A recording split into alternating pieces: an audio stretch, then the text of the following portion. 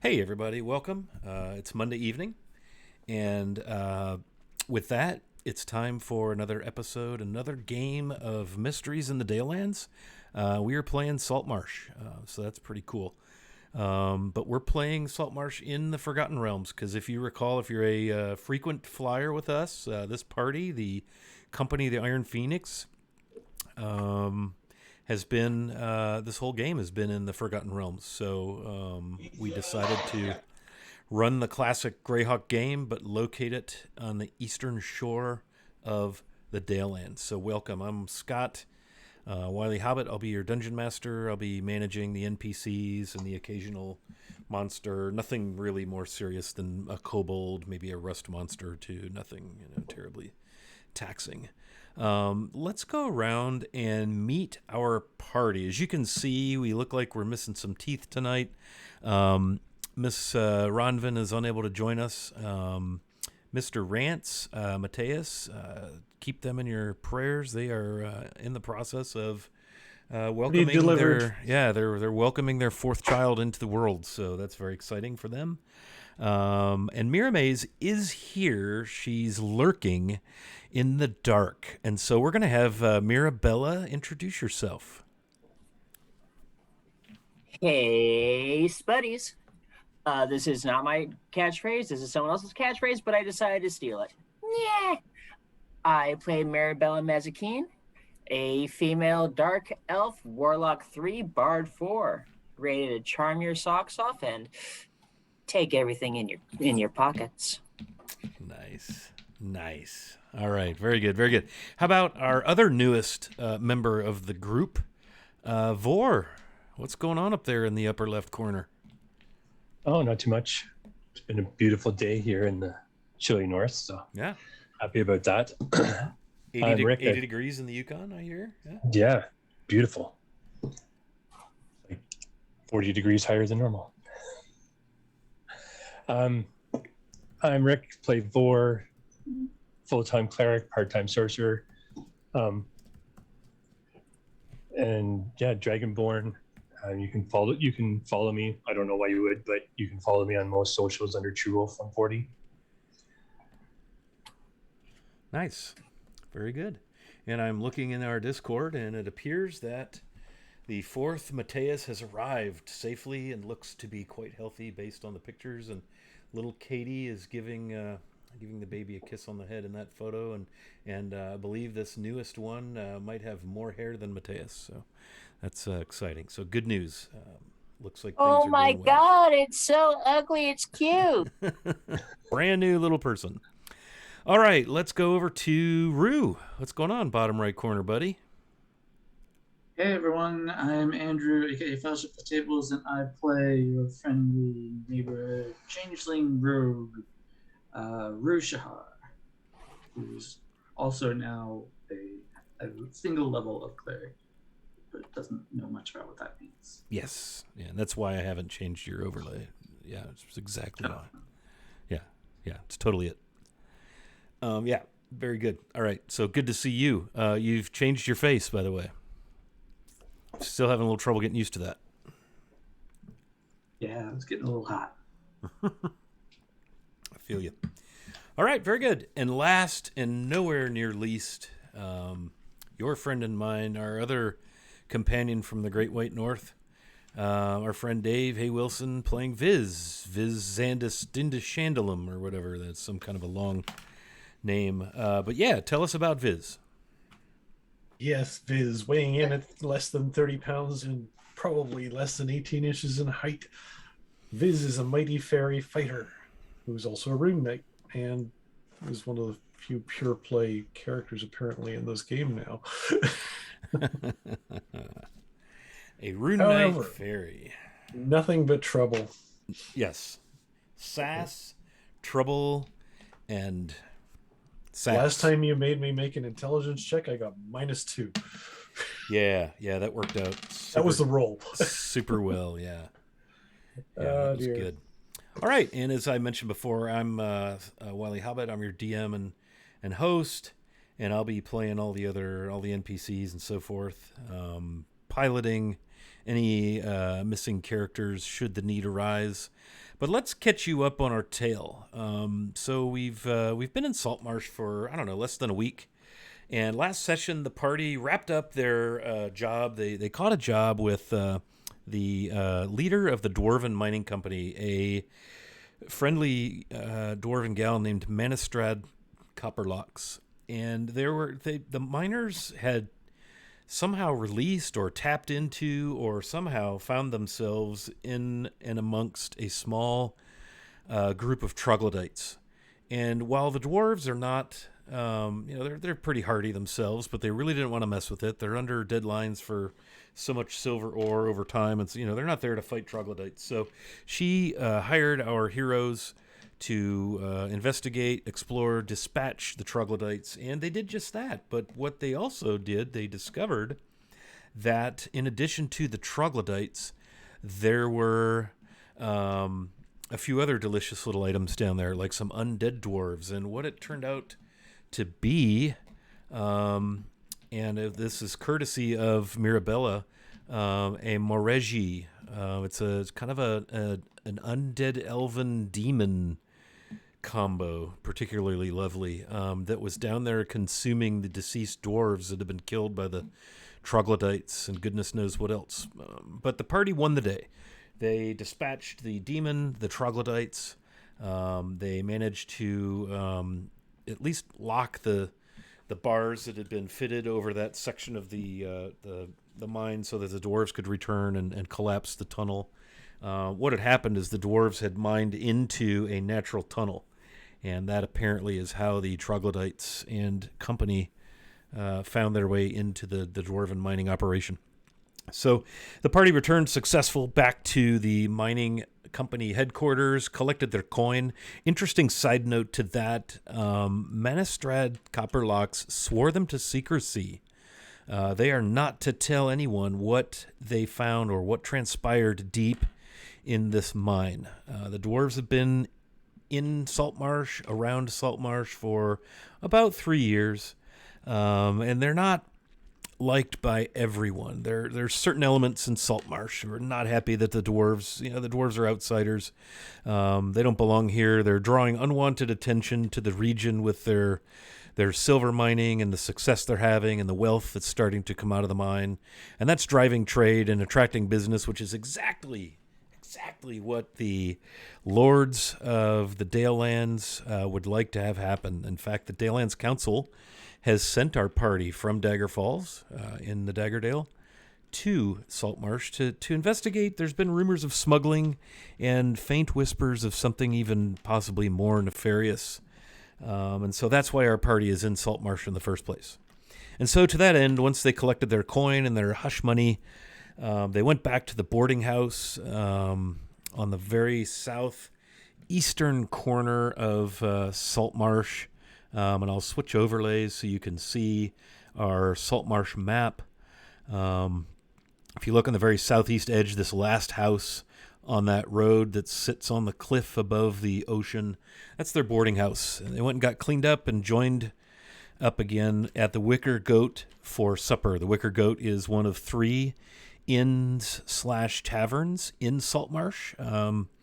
It's probably the medium of the 3 as far as levels of niceness and cleanliness are concerned. The Empty Net is sort of at the bottom of that ranking, and the Wicker Goat, named after the really, really large goat made of wicker that is propped up upon the roof of the front porch. And then the final inn is, let me see, what do they call the Snapping Line, which apparently has been fashioned out of boat parts, ship parts, like hulls and holds and decks and crow's nests and things. Because again, Saltmarsh, as anyone who knows D&D knows, Saltmarsh is first and foremost a fishing town of some 5,000 souls, mostly human. But in the 3 years that the dwarven mining operation has been in town, there's been about 250 dwarves move in, with a handful of elves and a few families of halflings.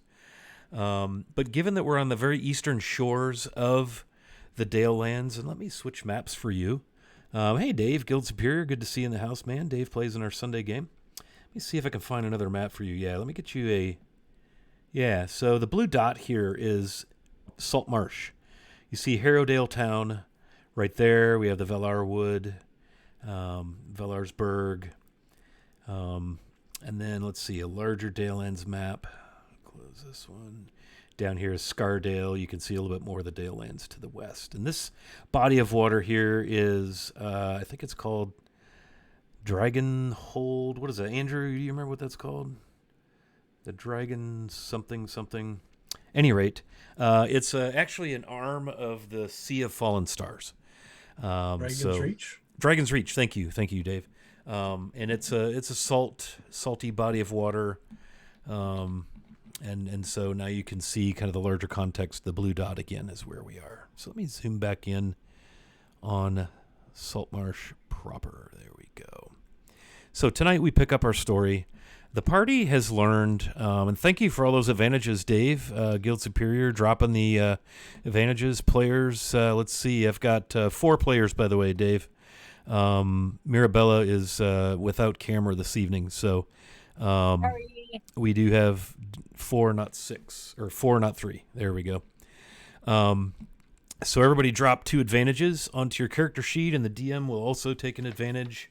And we will all give Dave big love and cyber hugs and all of that nonsense. So thank you, my friend. Okay. So we start our session tonight picking up at the Wicker Goat, where Ronvin, Rue, and Viz have been hanging out. Their plan was to see what they can learn. Apparently, the town guard has arrested a family in town. Suspected, rumor has it, they're under arrest under suspicion of smuggling, and that's a bit of a hot topic in Saltmarsh. And so the town is abuzz. Most of the locals, the longtime fishing families, the original trade families of Saltmarsh, they belong to kind of a faction. They call themselves the Keepers because they want to keep Saltmarsh exactly how it is. They don't want it to change. They're not happy about the dwarves and all the fuss and all the silver and all the unwanted attention. You would think they'd want to see Saltmarsh grow, but they're pretty adamant that they do not. And so they're up in arms that one of the fishing families has been arrested, and they're not real happy with the town guard. A lot of arguing and complaining and grousing about how the town guard always sides with the dwarves anyway. They're probably out to ruin the fishing business one family at a time, all kind of things. People are just up in arms. And so the party is going to spend their time the rest of the evening, maybe into tomorrow, on the town. And they're going to each circulate to their skill set, to whatever network they've established in town. Rance has been through town numerous times. Rance is a bit of a pirate. And Saltmarsh being a port city, it's a place he is familiar with. And we've already met one of his contacts at the Mariners Guild. So Rance has ambled off to the Empty Net, which is the bar, the tavern that is frequented by all of the sailors who frequent Saltmarsh. And there, at times, when the docks are full, are numerous sailors. And it's probably the seediest and most dangerous of the 3 public drinking establishments in Saltmarsh. And so Rance is off to see what he can learn amongst his ilk at the Empty Net. Vor has departed, and he went to the barracks. He's going to try the full frontal assault approach. And he went there in search of the captain of the guard, one Eleander Fireborn, just to see what he can learn. Vor had been in town, what, about 3 months, Vor? With that, yeah. Yeah, and so he's made a few contacts. He's gotten quite friendly with the proprietor here at the Wicker Goat. And in fact, it's Vor's boarding house that we've all gotten rooms in. But Vor has also, on occasion, had a chance to tip a pint or two with Captain Fireborn. So Vor thought, well, I'll just try the front door and see what we can learn about these arrests. And our friend Mirabella a bard of some skill and repute, has also been in town, maybe a little longer than Vor. Is that right, Mirabella? I believe so, yes. Yes, and Mirabella, an absolute consummate professional, not only in her bard awesomeness, but she's applies one of the oldest trades known to human and demi-human kind.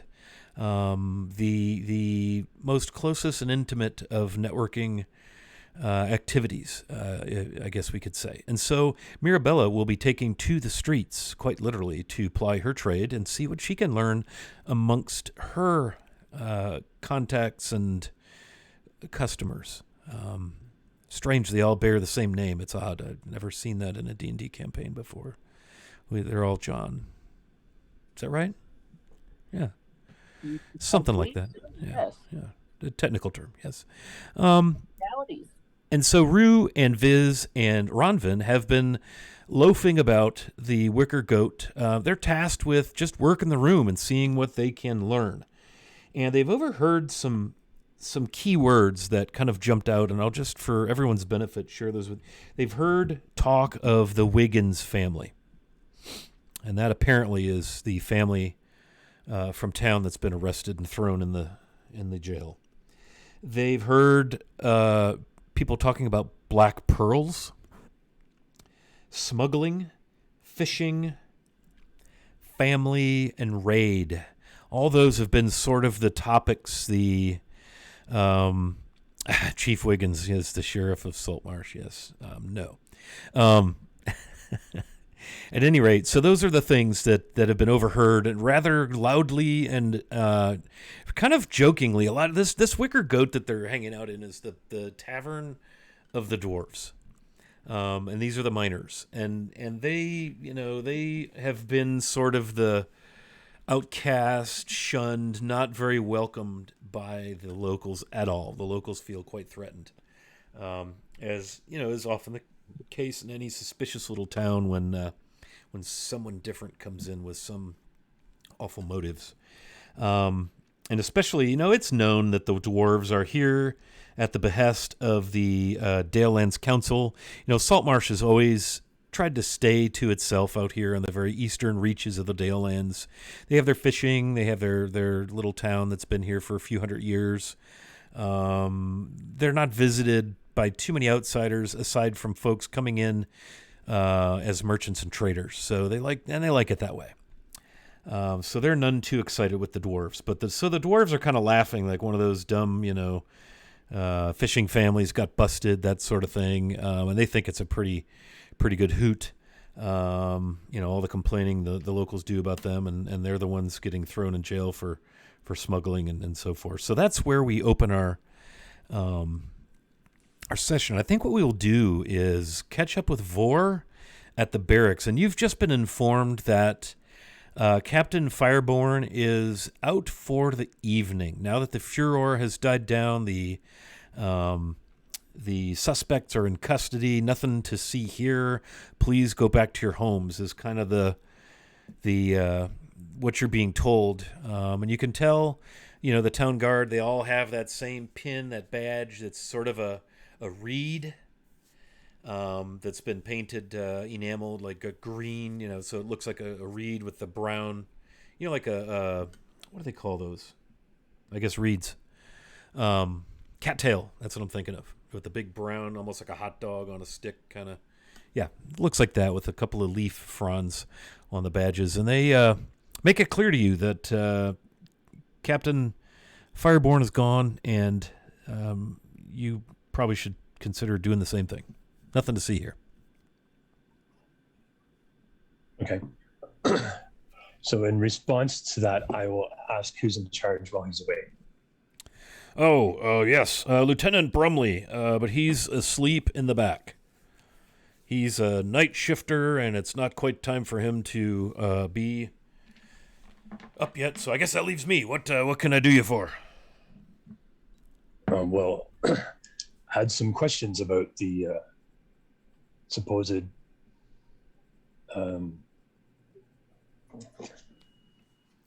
smugglers. Couldn't remember what the word was.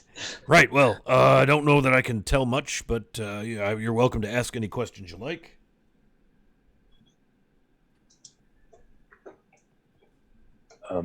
Is it possible to speak to them? Oh, no.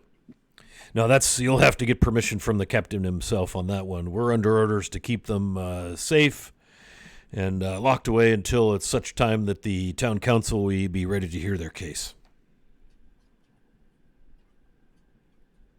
All right, I will go and talk to him then. Very well.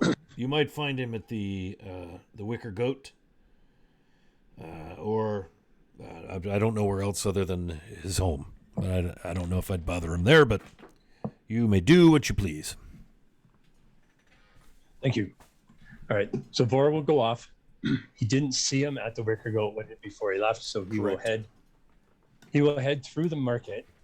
He will grab a bottle of something that he knows the captain will like and a few bits of food and stuff. Oh, nice. And head off to the captain's house.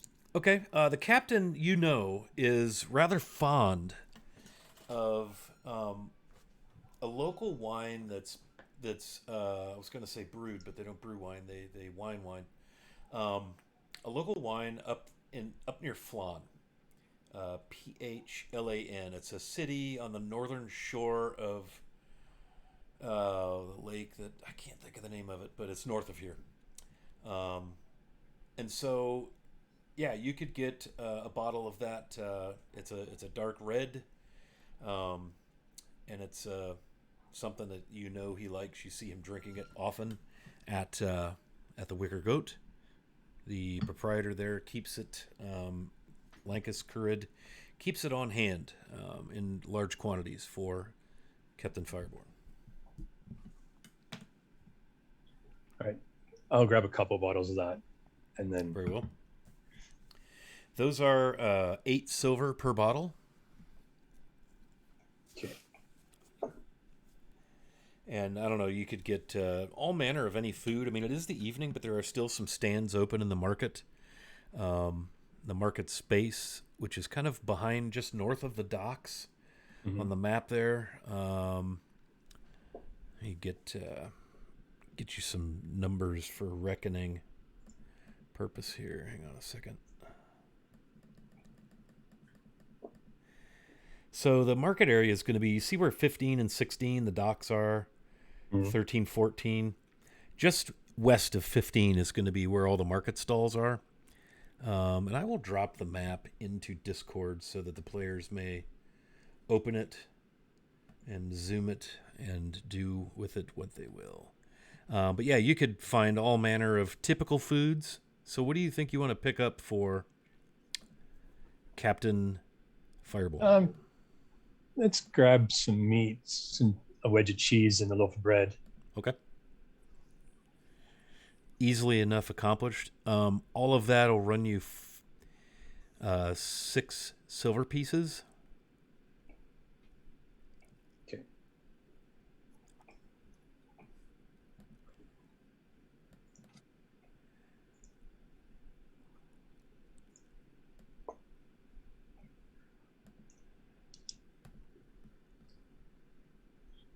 All right, then I'll take that and go knock on the captain's door. Okay. The Saltmarsh map is already in Discord. If you scroll up, I keep forgetting the file's too big to post there, so Mateus got it in there somehow. But if you scroll up, it is up around the 4th of July date in the Discord chat. Okay, so you make your way southward from the market area. You cross over the Shark Fin Bridge. Take a right, head west, back past the Wicker Goat. That's building number 3. The barracks is building number 2. And then you make a left, head down over that escarpment, loop around to the east, and you're looking for Eleander's home. And it's number 4 on the map, which is actually across the street somewhat from the mining company headquarters. It's a large manor house. It sits upon a cliff overlooking the water. It's a big covered porch. There's a little outbuilding to the east, probably where he stables any horses he may have. Dave, thanks for bouncing in, bud. Good to see you. So, just after maybe a little 10-minute walk, it's dark. You do notice that the number of town guard on the streets seems to have been boosted a bit, probably just because the general mood in town, the fishing hasn't been great, and now people are just downright annoyed with the town guard in particular for arresting what is always thought to have been a fine, upstanding family in the Wigginses.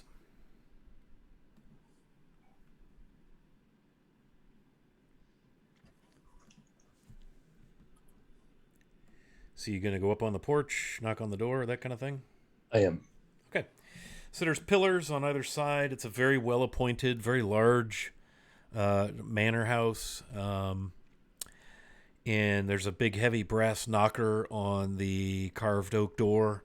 You can see the flicker of lights coming from the inside, and there are actually oil lamps that are lit that are affixed, one on either pillar.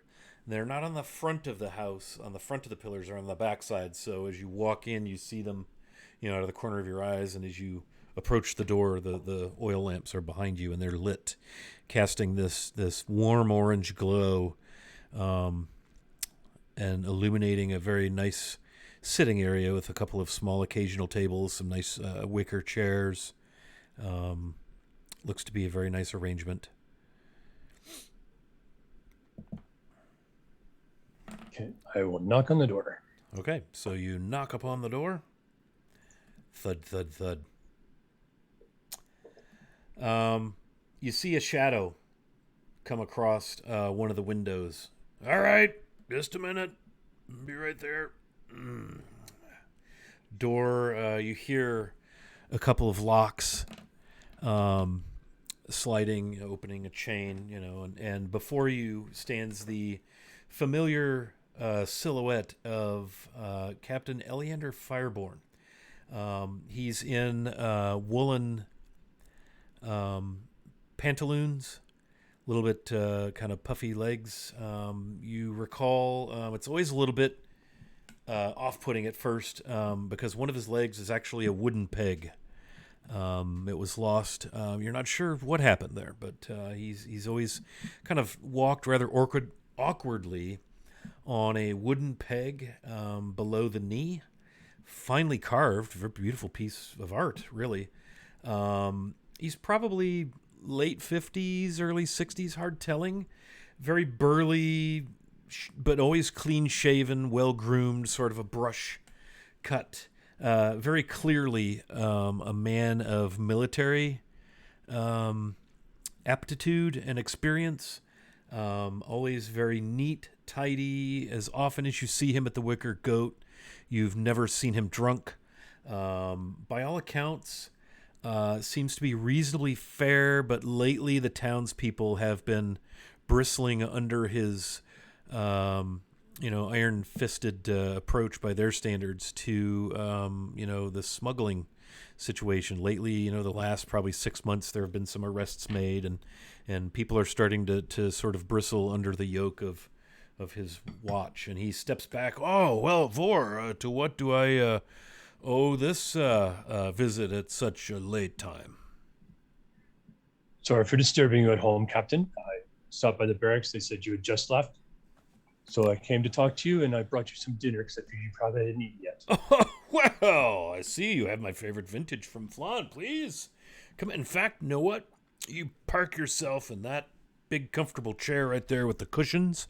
I'll be back with another oil lamp and a knife and a nice cutting board, and we'll have at that. Do you like butter on your bread?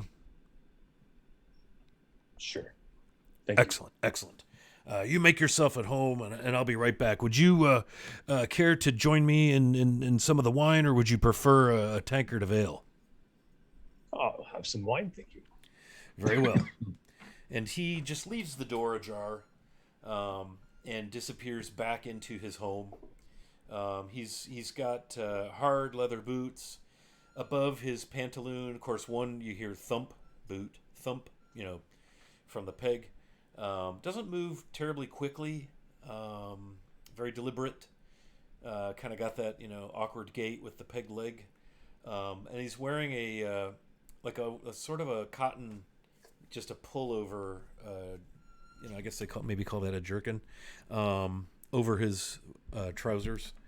And in no time at all, he comes back out with a couple of goblets for wine, metal. Nothing fancy, just a nice metal, maybe pewter.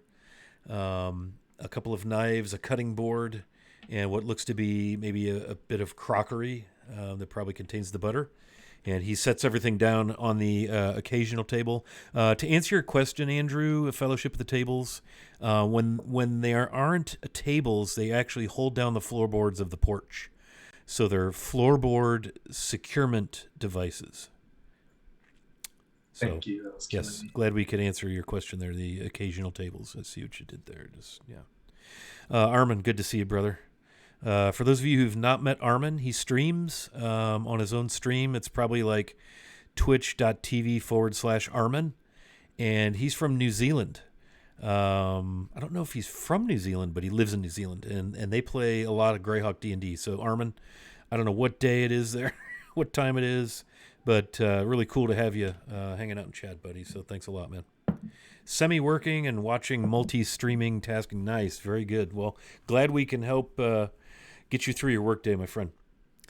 So he quickly lays while everything out. he's Go ahead. gone to get that, I will go in. I will close the door behind me and put everything out on the occasional table and sit in the chair he directed me to. Nice. Yeah, so he comes out. Oh, very nice. Got everything laid out. Very good. Okay, here's a good knife. Just sharpened these over the weekend. Have at it. I'll get this meat cut. You get the cheese. I've got this bread. It's going to be great. And he kind of cuts the wax seal off of one of the wine bottles. Thank you for this. It's my favorite. It's very rich, sweet wine up on the north, up there north of Flan on the slopes, the Dragonspine Mountains. Very nice vineyard, tasty wine. And he peels the wax back, and a little corkscrew, and pulls out the cork, and gluk, gluk, gluk, gluk, little wine, and hands you a goblet, and grabs his and raises it. Well, to curiosity then. Doc Shoulder. And clink the glass and go ahead. That, and then as he's cutting the cheese, you will turn to him again.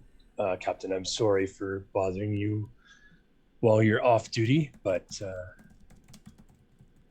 I had some questions that I wanted to ask, and the other guards were unwilling to answer. So I figured I'd come and bother you. You get this side-eye look. Okay, I see. Well, out with it. And he cuts a piece of meat off, kind of eats it off the knife. He's got, very strong-looking hands. For a man who's probably in his early 60s, he's obviously put some weight on and so forth, but he's still pretty fit. And you notice, go ahead and roll Intelligence Vor. I'm trying to remember. Remind us all where you've come from. Where do you hail from? Just a small little piddly town on the coast south of Waterdeep. Okay. So not from around here. No. Okay, well, hit me with an intelligence roll. Intelligence? Or Yeah. He has a crest sewn onto his jerkin that looks very royal, very important, or some such. Has a purple dragon, so like a gold shield, very ornate. The dragon, a lot of like filigree, and it's very, very artfully done. Yeah, I have no idea what it is. Okay, well, I got a 3. That's what it is. A a purple dragon. You don't know what that is, but yeah. Okay. So I suppose you want to know about the arrests that were made. Yes, I was curious about that. Well, I'd like to answer your question. And he takes a drink of his wine and cuts off a piece of cheese. And, oh, it's good cheese. Thank you again for the meal. Oh, okay. I suppose I'd like to answer your question with a question of my own, if you All right. permit me. And this, for a military guy, for the captain of the guard, for a burly-looking, brush-cut, gruffish sort of guy, he's very, very articulate, very well-spoken, very thoughtful. I'm kind of curious why you want to know.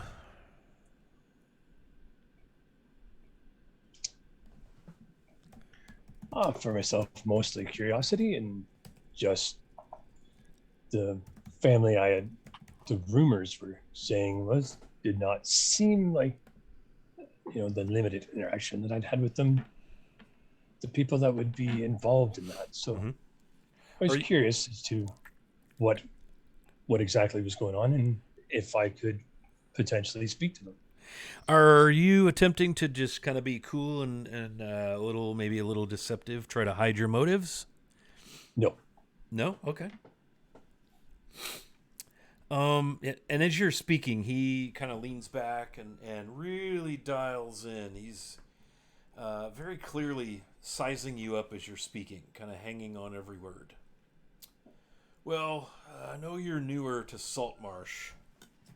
And I'm not really at liberty to say much about the details of the situation. By now you've probably heard it is the Wiggins family. We've arrested, all of them. The husband, wife, and the two boys. They're fishermen, a fishing family. They own a couple of boats that they operate as small business, but they're originals to Saltmarsh. They're Wiggins family. There have been Wiggins in Saltmarsh for most of the 300 some years that there's been a Saltmarsh.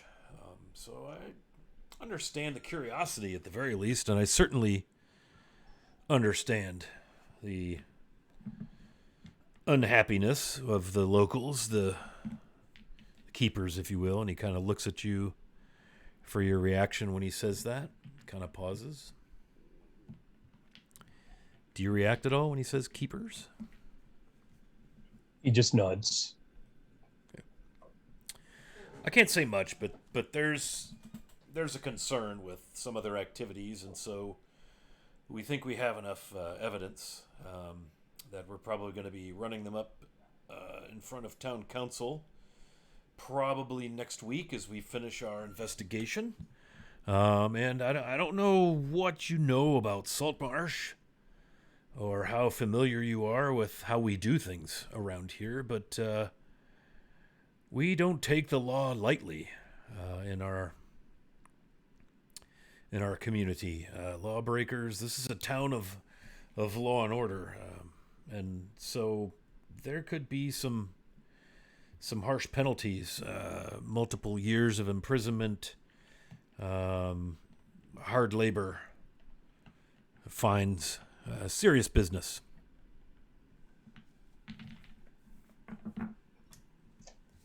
Yes. Or have they said anything about their charges or why if they were smuggling, why they were doing it? So that's the word out there. Everybody thinks it's a smuggling situation, eh? He kind of cuts off a piece of meat and cheese and puts it on the bread. And he's got these little forks. They're like two prongs, kind of curved upward. And he lays the bread on there, and he holds it over the flame of the oil lamp, which strikes you as a little odd because who the hell eats food cooked on an oil fire, now that I think about it? But it doesn't seem to faze him because he's just drying the bread a little bit, toasting the bread. And he puts it in his mouth. So are you insinuating that it's not a smuggling charge? That's what they're suspected of, yes. Some illicit contraband, if you will. So we can't really get into the details until they have the opportunity to have their day in front of a town council. We've not yet decided if this will be a public hearing. It may be that it will be the Wiggins and their representation, myself, and the council members to pass judgment. Just for the sake of future investigations, let's say. Curious, you're asking numerous pointed questions, more than a passing fancy. What interest do you have in the goings-on of alleged smuggling and fishing in Saltmarsh? I know you're not from around here.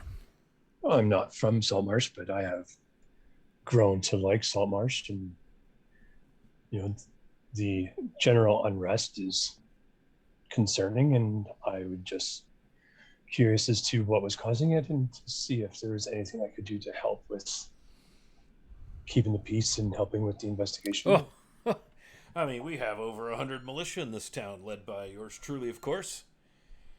And he kind of pats the insignia on his chest and looks up, kind of reminiscent for a moment, reflects. No, I don't know that we need any assistance with the law and order. Dun, I dun. just mention it as as I know often involved parties and the general populace don't always like speaking to people of authority. Would you be aware of any other illicit activity that you might be willing to help us have a look at? And he kind of looks at you maybe a little severely. Not currently aware outside of this particular case. I have heard rumors while I've been here that smuggling is a problem here, but I haven't heard anything directly as to people involved. I just thought maybe a neutral party may be able to assist in getting to the bottom of your problem. I mean, the Wiggins family, from what I've heard, is respected and has been here, like you said, for a long time. And so it just seems odd that they would be, as small as their fishing operation is, the main culprits of smuggling. That does seem a bit much now, doesn't it?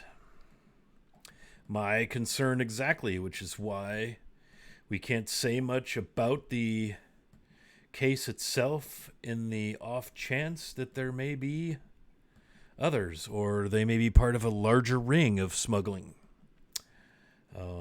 So your gut, your intuition, serves you well. But again, I can't. If I were to have reason to trust you, or if we had purpose to be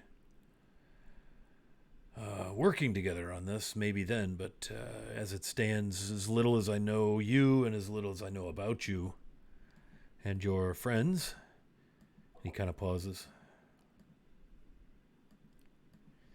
It's probably best for me to mind my tongue. But I think it's clever of you to bring my favorite vintage and some nice supper. Well, I figured if I'm going to bother you off duty in your home, then I should bring something as compensation. Absolutely, and I appreciate it. Now I know you don't know me well, aside from our few conversations over the past few months at the Wicker Goat. I know that my involvement may not be taken the best completely by the keeper partition of the town, as I generally tend to work a lot with the dwarves in the mine, but I have done some work with the fishermen and helped some of them, and I was hoping that a neutral party assisting in the investigation might look well for you with the general populace, is to trying to ensure that justice is meted to the right people. Interesting. You say you do some work for old Copperlocks, huh? Yeah. She's- So we just did some work for her. They found a couple of troglodytes hiding in their mine, and we Oh, went and cleared them out. yeah. Yeah, the hazards of mining. Yep. Yep. Not the Yeah. first time, won't be the last. So they're doing pretty well there, though. That's part of what has people in an uproar around here. That's easy enough to see. I'm sure you've noticed. But I think they're here to and with stay. the- They're having good success. And with the small downturn in the fishing trade right now, it's irritating a lot of the Yeah. naysayers. And Yeah. then Fishing. with one of their own being arrested for suspicion of smuggling, it's just a lot of the rumors are that the guards are only doing things in favor of the progression and stuff, and singling out the keepers for I see. Yeah. whatever reason. So So you're hearing that, eh? The word on the street, is it? it is. Okay. Well, I'm not shocked. You wouldn't be the first one to raise that concern. Appreciate you doing it in a less abrasive manner than has been done in the past. And he kind of raises his glass and he grabs the bottle to pour more in his goblet. And would you like some more? No, I'm good. Thank you, Captain. Very well. And he pours another bit in his glass and cork in the bottle. Yeah, these dwarves are here to stay, and it's part of my responsibility as the captain of the guard here to see to it that they're undisturbed and able to operate safely, while they, of course, must operate legally. The law is for everyone. No one is above it. But Saltmarsh does have a bit of a reputation as a rough town, and there is some concern. Some parties who have an interest in the success of the mining operation are concerned about smuggling and so forth. So, it's something I need to snuff it out if it's there. And Yes, I- before it's stop the fire before it spreads. But Yep. I think with this latest arrest, I think we've maybe making some headway where that's concerned. We'll see how the trial plays out.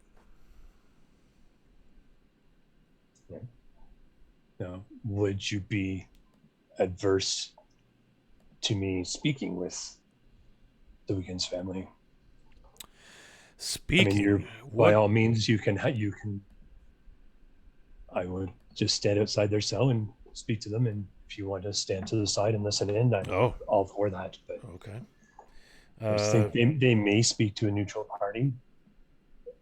Well, not with me standing there. If you were No, but I mean, if you were out of sight, If you per were se, to, listening oh, I in. see.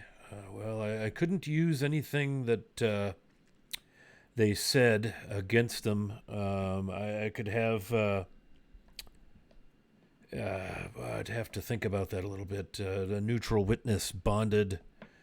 I don't. If you were Or to I can be just- or I can just a report to you. representative of theirs, perhaps that's the only way you'll get a private audience with them. So, if that were to end up being the case, I would be forced to grant you an audience with them. okay, and who is their representative? That is a good question. And I don't know yet because they haven't come to speak with me. All right. But if you wish to know, I can find out and pass that information along to you. I assume I could find you at the goat? You can. And thank you, Captain. I appreciate that. Very well. I will pass that along. Right. In the meantime, if I should hear anything that could assist you in any of your investigations, I will pass that word along as well. Oh, well, very well. We'll see how that goes then, won't we? And he rolled a 13 insight as he was studying you. So anything you'd like to throw at me on a 13 insight roll, feel free, whatever he might glean from his observation, his own interrogation, if you will. He gleans a true willingness to want to help and to find out what exactly is going on. So that it does not appear to have any ulterior motives in what he's saying. Okay. So it comes across pretty sincere. Yeah. Okay. Very good. Thank you. But with that, Vor will stand and extend his hand to shake with the captain. And yeah, the captain stands up a little creaky. Very good. And he offers his hand. You notice he's not wearing his customary cutlass that he often has on his hip when he's in his full tabard and chainmail and all of that. Well, it's a pleasure to see you, Vor, and I appreciate your interest.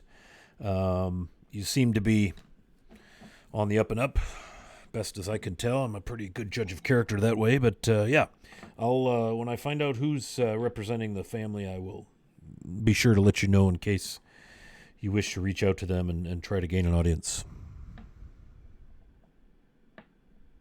thank you, Captain. Shake his hand and exit the house. Very well. Thanks again for supper. Very, very nice. You're most welcome. I shall enjoy this wine.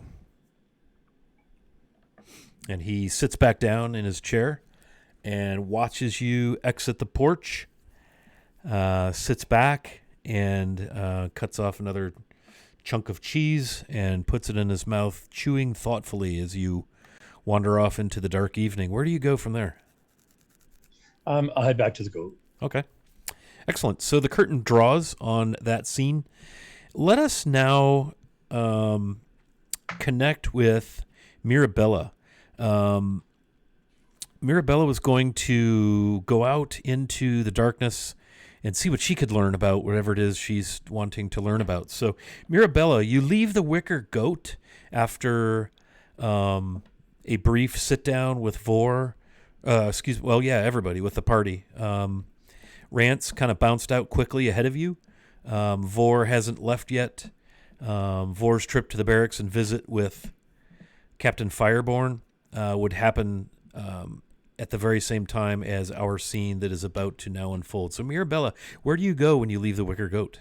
And maybe give us a description of yourself this evening, since you're dressed for work. Well, I've used disguise self so that I appear as a buxom high elf with a... Okay, this is going to sound kind of bad, but do you know those, kind of fetishy pirate outfits that some folks wear on Halloween? Sure, maybe like a midriff top, a little cinch, maybe It's a little... like that, but some of yes, that like going- that, yeah. but, Yeah. oh, just about 2% classier so that I don't get, thrown in a dungeon or something. Right. Yes. You are, at the very least, an elegant, classy lady of the after hours. Indeed. Okay, so even with the sort of the short, dark pants, belt, are you armed? Or at least, does it appear that you are armed? Well, my dear, I would have to say that yes, it appears that I have I do have a rapier by my side, just in case. Very nice. Okay, so where do you go from the Wicker Goat? You leave your party mates, and off into the evening you go. It's sort of just gotten dark. It's after supper time, a late supper. And for you, the night is just about to unfold and offer her soft petals for your enjoyment. Where are we heading? I think I'm going to check out the hangout of the keepers. Hearing about this black pearl it tingles my senses. I want to find out a little bit more about this. Okay. Hopefully I can find someone who's influential enough to know something, but drunk enough to not to know who they're talking to. Nice. So that would put you headed to the Snapping Line. This popular inn and tavern is actually built from planks, deck boards, and hulls of maybe half a dozen various decommissioned fishing ships. The decor, and you've been in here numerous times. The decor, shocking. It's nautical in theme. There are sleeping rooms. They're sort of like staterooms or cabins. One might, they're fitted for ship's captain for a fishing vessel. Not that fancy, but nice and neat. The challenge here is that the smell of fish has never been scrubbed clean from the wood. And those who spend the night, and I don't know if you've spent the night here. You may have spent some time here. Maybe not. I don't know precisely where and how you do your work. But anyone who does spend the night would find that their things have picked up the odor of fish, the smell of the sea, maybe not the pleasant part of the smell of the sea. And that usually lasts a week or more.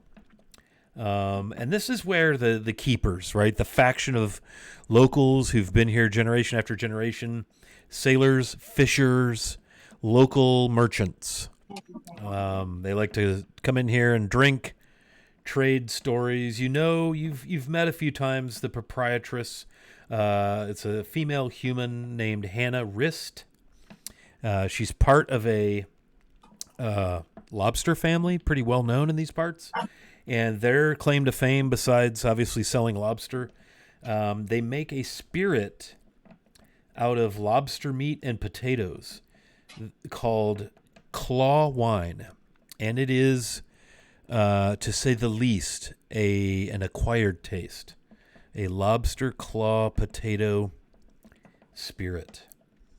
And then, as far as security, you've seen the town guard in here, and when there's an occasional dust up, not often, there are some dock hands that she employs to keep the peace, and the occasional town guard will come in, especially if they're maybe members of fishing families, but they're guardsmen.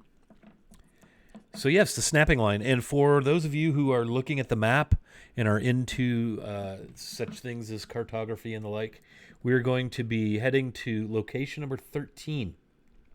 So if you leave the Wicker Goat, which is building number 3, sort of on that main road, southwest side of town, make your way eastward through that cluster of homes, cross the Shark Fin Bridge. You see it's all kind of a stacked stone arrangement, nice high arch, beautiful bridge goes over the mouth of the Kingfisher River Delta.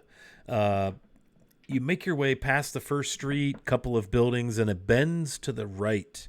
And right on that, just past that bend on the right side is, in fact, the Snapping Line. Oh.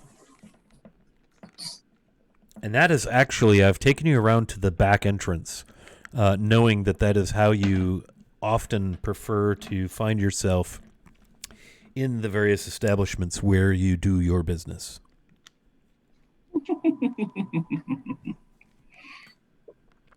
Well then, I suppose I'll go and bid a fond welcome to my dear Hannah.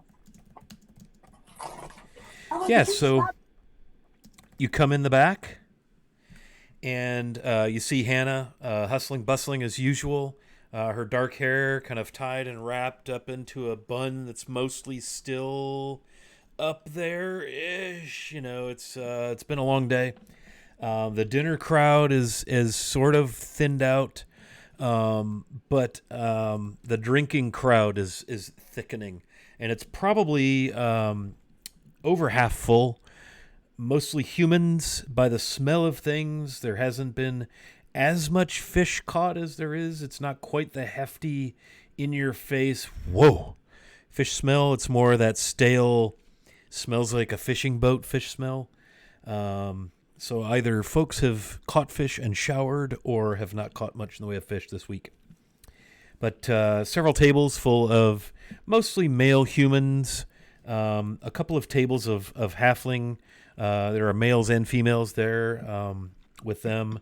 But most of the humans are males, all hanging out together, talking loudly, hoisting tankards of ale, maybe a few glasses of wine at the halfling tables, and maybe the occasional familiar face as you sidle up to the bar to greet Hannah, maybe catches your eye and smiles and nods. And Hannah steps up. Mira, what can I get you? Oh, darling, you know I can't start the day without at least one glass of your lovely claw wine. Yes, of course, of course. On your tab? Oh, no, darling, I'll make sure to pay this time. Oh, very well. You're always good for a coin. I'm not worried about it here. And she slides you a rather pungent goblet of a dark, gray, oily wine. It's sort of like the broth of a Manhattan clam chowder, only lobster, right? So it's not the cream-based New England. It's more of a chicken stock, sort of, lobster fish stock. But it has that umptiousness of potato, and something is giving it sweetness. So you've got fish potato sweet going on there with the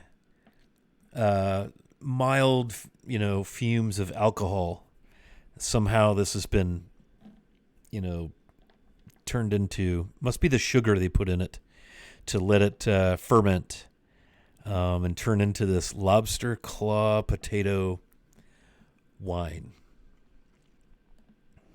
I can taste it in the back of my mouth right now. Okay, Boo, out of character, I don't know how to feel about this anymore.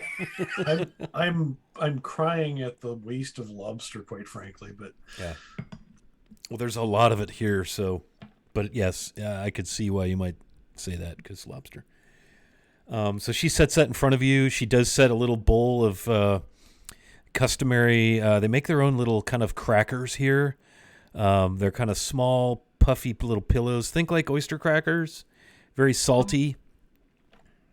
Of course. They go. How else could you bring it back out? They go nicely with the claw wine and of course the ale. And of the three establishments, this is more the probably the nicer one. The menu's a little more. There's some fancier items on the menu. There are some very, very fine wines on the menu.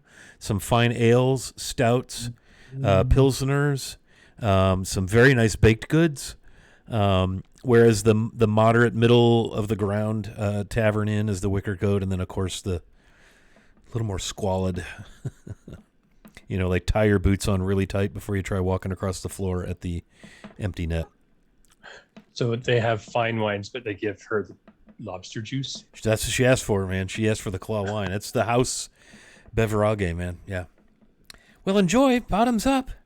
And she slides you a little shot that is also customarily enjoyed along with the lobster claw wine. Some people will use it as a aperitif to set up their palate for the delicate bouquet and nuances of the lobster claw potato. That's the other thing that you're getting in that. It's onion. Might be ramps.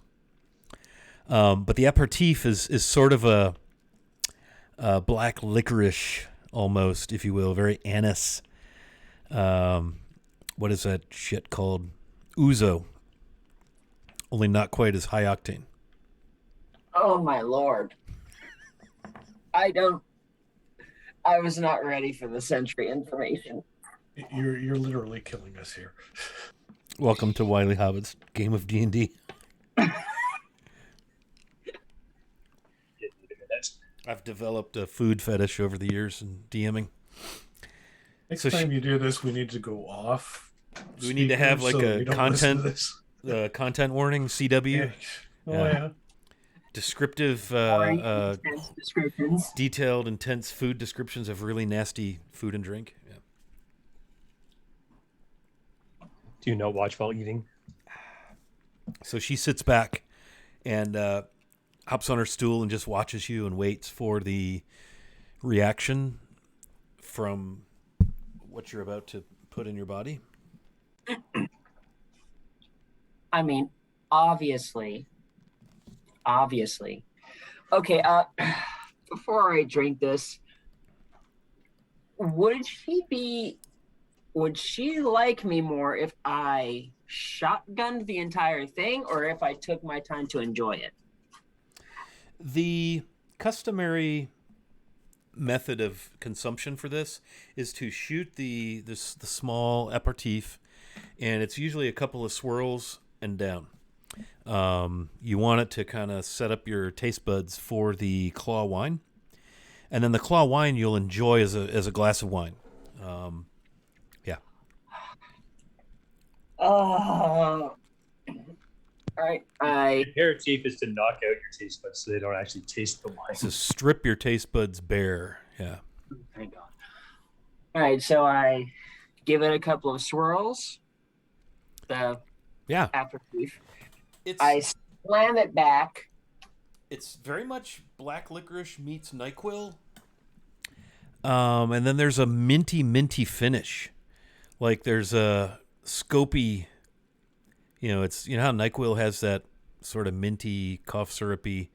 Yeah. Yes. But there's more mint, a little bite, and man, your teeth feel like 2 layers of crud have been dissolved off of them. Not that there was a lot of crud on them, but you know what I'm saying? Like that just got out of the dentist chair clean feel.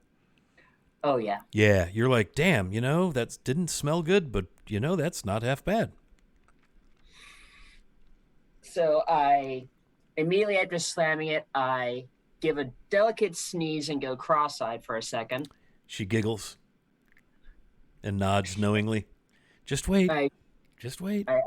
I shake my head a little bit to get my eyes straight, and then Honey, and she puts her hand up. Could I make a suggestion before you start on your wine?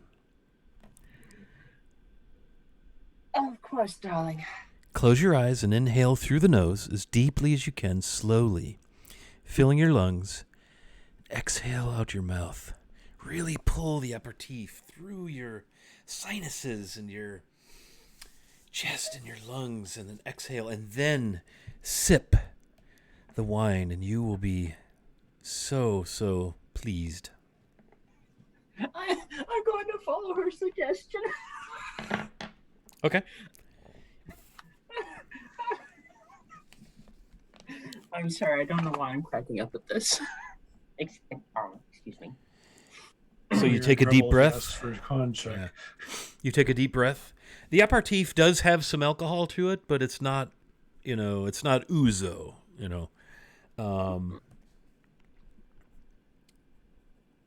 The sensation you get is that of a high-powered Hall's mentholyptus rush. You can feel all of your nerve endings in your sinuses and throat kind of ignite, come alive, power up, whatever you want to call it.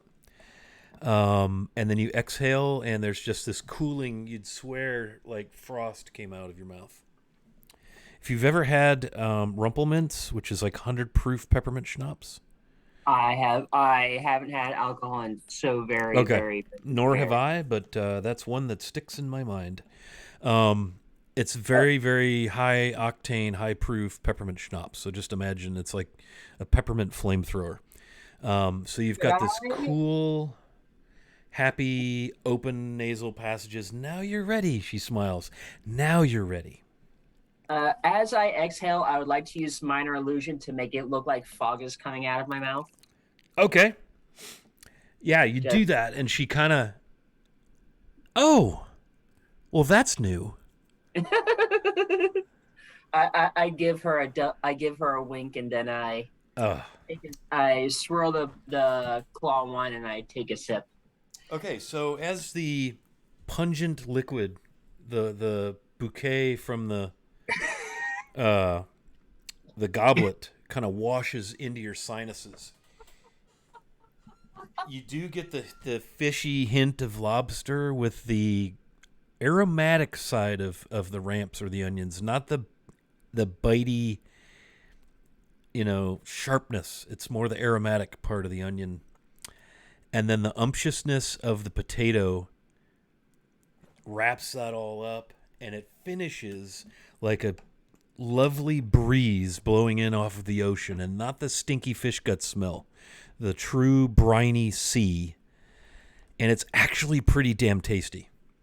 It's like a chilled lobster potato bisque without the creamy cheesiness. And then somehow there's this warmth of alcohol. And it finishes like this really dynamite, fresh breeze off the ocean. My eyes just close as I revel in the feel of just getting off of a fishing boat. And you hear her inhale deeply. Mm-hmm. That's it. You've achieved what we set out to bottle in every bottle of claw wine. You're welcome. And she stands up and leaves. She goes back into the kitchen, just disappears. Damn. I was hoping to share a drink with her. But yes, I agree with that. People get busy. Armin, you're not the only one. I'm hungry too. Yeah, that happens at our table for some reason. People get all. Man, it might have something to do. It might have something to do with a DM who loves food. Could be. All right, I suppose I should start casing the joint to see if I can find anyone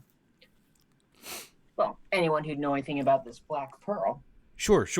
So what you have in here, you have the obligatory large netting, hanging from the ceiling here and there, and it's got the, those glass fishing floats, kind of greenish blue. There's an anchor mounted to one wall. There's some oars crossed over a big bay window that overlooks, the water. Are we near the water? I think the water's across the street. Yeah, it looks out over the docks, out the big front plate glass window. Hey, Ryan, There's were you a banker? Were you a baker in a previous life? no, I suck at baking, but I can sure eat some baked goods. Yeah, my food descriptions come from eating, not making. So, and there are, like I said, you're probably 75% capacity, tables full of fishermen, locals. Some look like maybe they made an attempt at cleaning up. Some are still in there, like they're waiting, rubber pants. The tables of halflings here and there.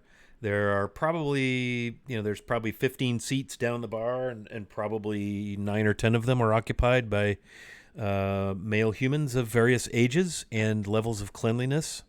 And they all look to be mostly locals, people whose faces seem, at the very least, familiar, some of whom you most definitely know that you have spoken with before. Oh.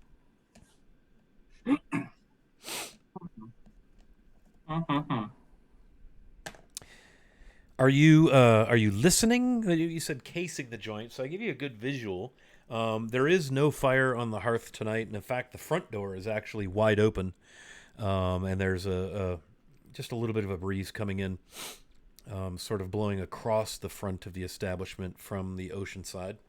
Are you also attempting to listen? Yes, I would definitely like to listen. Okay. Go ahead and roll perception.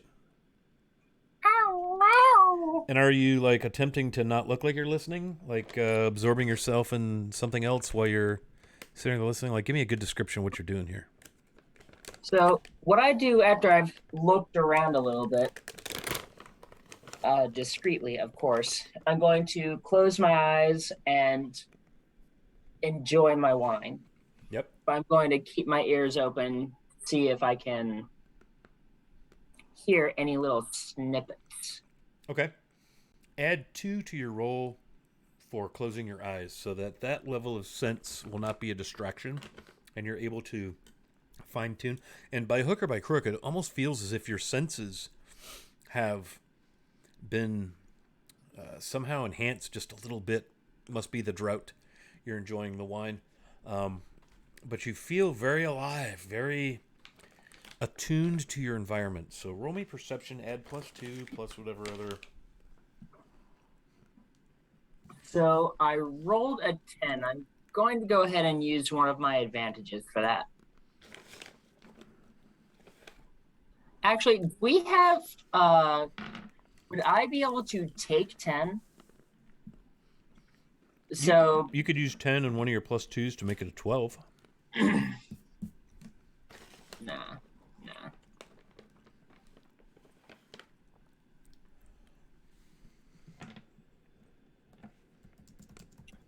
That'll be a 23. All right. So you hear bits of conversation, mostly common, maybe other dialects. I'm trying to remember where are you from? Annabella? Are you from the Underdark? I am from the Underdark, but I've spent long enough on the surface that I've picked up common, deep speech. Well, I natively speak deep speech, but I've also picked up common, dwarvish, and elvish. One thing that jumps out at you is there's a table of halflings not far from where you're seated at the bar. And what jumps out at you is they're not speaking common, as most halflings do, and they have their own sort of. I always kind of think of it as like a Cockney rhyming slang sometimes. And it would be kind of the dock version or fishing equivalent. But rather than that, it's still the same accent tonally, but they're speaking Elvish, which seems kind of odd. Nobody else seems to be paying any mind to that. But you hear things like arrests, and there's some people pounding the bar or their table, and damn Fireborn. Why don't he hammer the dwarves like he's picking on innocent fishermen, and someone's framing, that kind of thing. But these halflings, you overhear Elvish, smuggling, Wiggins. Of course, that's not Elvish, but you hear Wiggins. Pearls. Sea Ghost. Do you say pearl or pearls? Pearls, the word pearls. Okay. You hear Sea Ghost. Did I say smuggling? Yes. Yeah. So they're having a conversation with something about a sea ghost, whatever the heck that is. Smuggling, fishing, pearls. It's there's a lot of chatter in the room. It's a tavern. But that's the conversation that probably sticks in your mind the most as what you're hoping to hear, right? The topic you're looking for is there.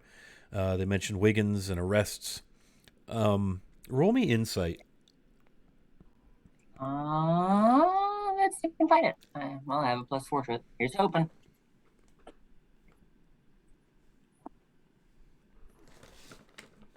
That'll be a dirty 20. Nice.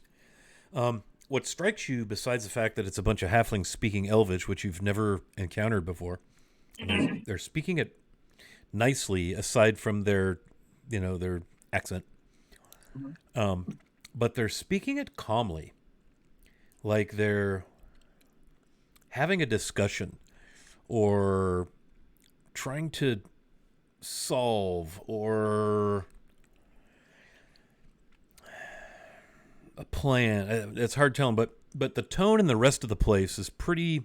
People are cranky between the shitty fishing that you're hearing barking about. Some people have tried the claw wine. They're just like can't quite get with the program where that is. But most of the conversation are people pissed off at the town guard for arresting the Wigginses. And there's no way they're smuggling. They better not hang. Stuff like that. But this group of 5 halflings, 2 females and 3 males, are having a discussion about the same topic. No anger, very deliberate, very thoughtful.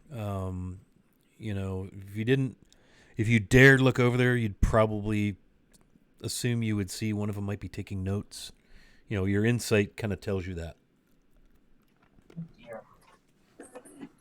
So either they're so, and this is me spitballing out of character, but either they planned it or they're investigating it.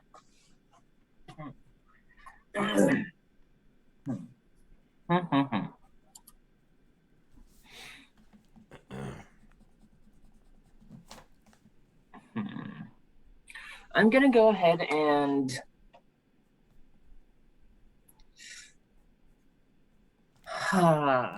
fudge ripple ice cream. I'd like to take out my. Is there a stage, or like just a place for me to plop down and start performing? Oh yeah. Okay, Absolutely. then I'll pull out my lyre, and I'd like to subtly keep an eye on the halflings. Mm-hmm. And while I start to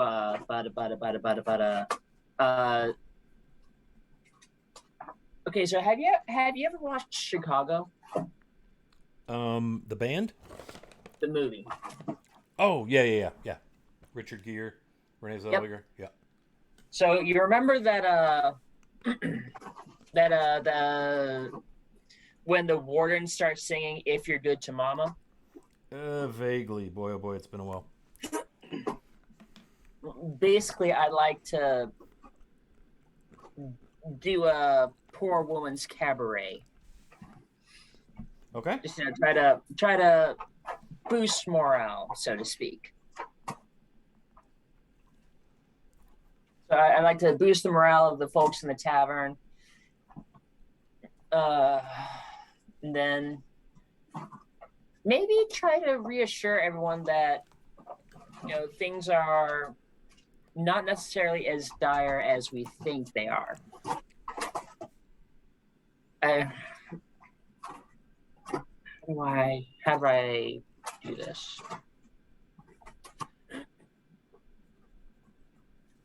Basically, I want to make sure that they don't start to riot in the event that the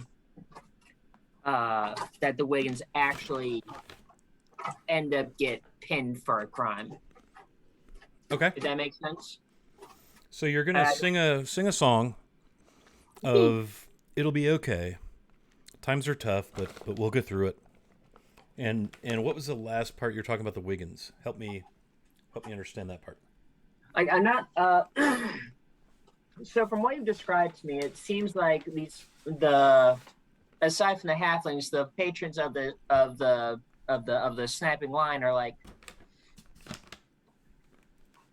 they're getting rowdy and unrestful. They're cranky, And, yeah. I'm all for protests and riots when they need to happen. Okay.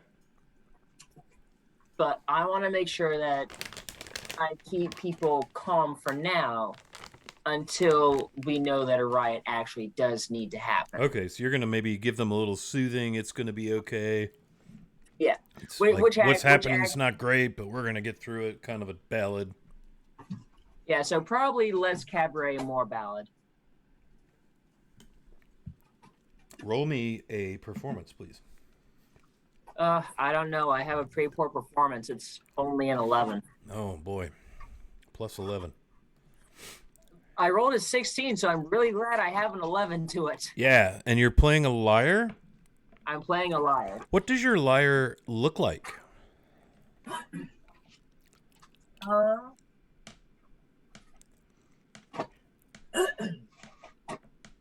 It looks like your typical lyre, except instead of looking harpish, it's more like strings in between a mountain ridge and a fish.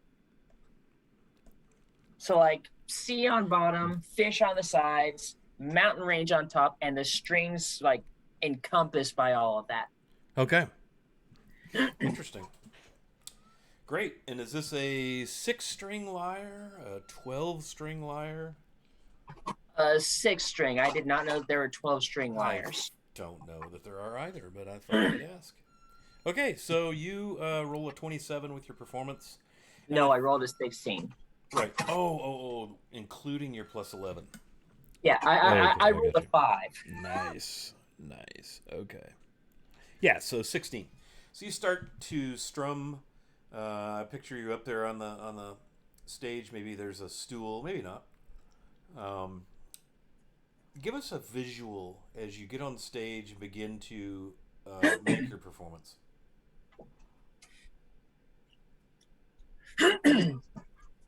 So there is a stool on the stage, but instead of sitting on the stool, I'll go ahead and push it to the side and excuse me. I will sit on the stage floor. Oh, okay.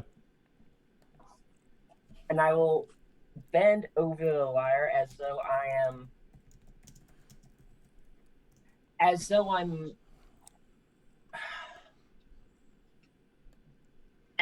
trying to hold and comfort it when it's in distress. Nice. Kind of like you would hold a kid. Yeah. Okay. Like a 5-year-old that's like super stressed out about something. You sit down, you hold them tight, and you let them know that things are gonna be okay. I know things are tough. I understand, but we'll get through it. Okay. And you begin to play.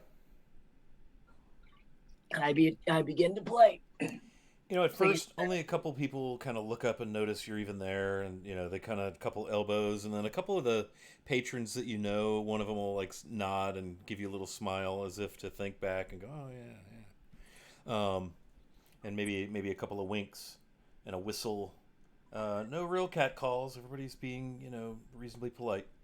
And you begin to play, and everybody's just kind of goes back to their conversation. And after a time, you start to notice that several of the tables closest to the stage have actually kind of turned their chairs and are tuned in. They're present mentally. They're watching you. They're listening, considering your lyrics, kind of nodding at one another. Maybe a toe tap, or maybe humming along. I don't know if you're singing this to a familiar tune or not, or this is an original composition. But probably a regional. After this, I'll probably switch over to something safer like a sea shanty. Okay. Yeah, so it seems that for the most part, you've gained the attention of the audience, and they seem to be enjoying and connecting with your performance. Excellent. What are the halflings doing?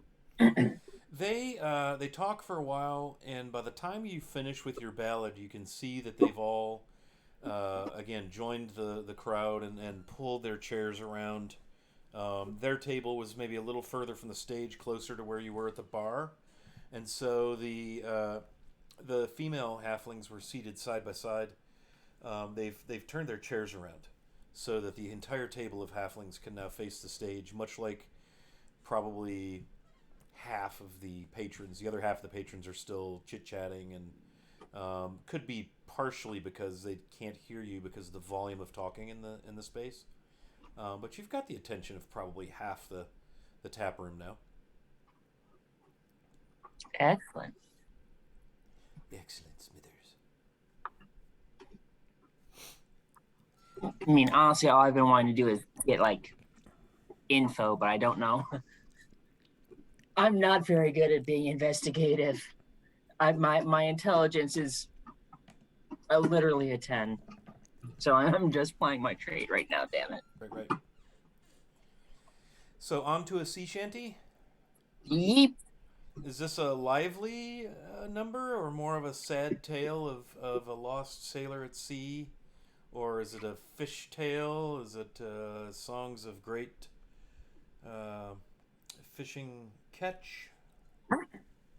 No, definitely something more lively. I think I've gotten my message across that, hey, we kind of need to calm down and, take stock of our situation and make sure that we proceed logically with things. Real, okay, very good. So now it's time to Take this party up a notch. Gilligan's Island. Oh my god. Little Soul Train. Okay. Hit me with another performance roll, please. I swear to God, if I roll a nat, I'm gonna start singing Funky Cold Medina.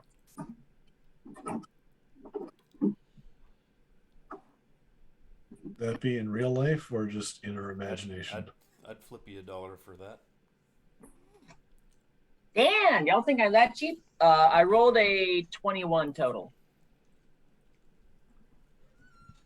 Yeah, so before, you're halfway through the opening stanza, and the glasses are up, and the tankards are sloshing, and the boots are stomping, and it is no time at all before probably, so you've got about half the tap room's attention, probably about a third of those people whose attention you have leap up and begin to dance, including your halfling friends. Nice. Everybody appears to be fairly decently lubricated, at least enough to toss care to the side and jump up. And whatever your lively lyrics are, some of them begin to emulate some of the lyrics. Maybe it's almost like a call to a dance. And they begin to, something that, like around where I live in West Central Ohio, square dancing is still a thing. And now and then you'll go to a wedding, or more likely a wedding anniversary celebration, like a big one, like a 30 or a 40 or a 50. And there will be a square dance caller there, and people will know what to do. I have no idea what language they're even speaking at that point, but that's kind of what begins to happen as you're playing your sea shanty. Maybe some of them are making, hauling the nets motions, or, operating a ship's wheel, or pulling, whatever the thing.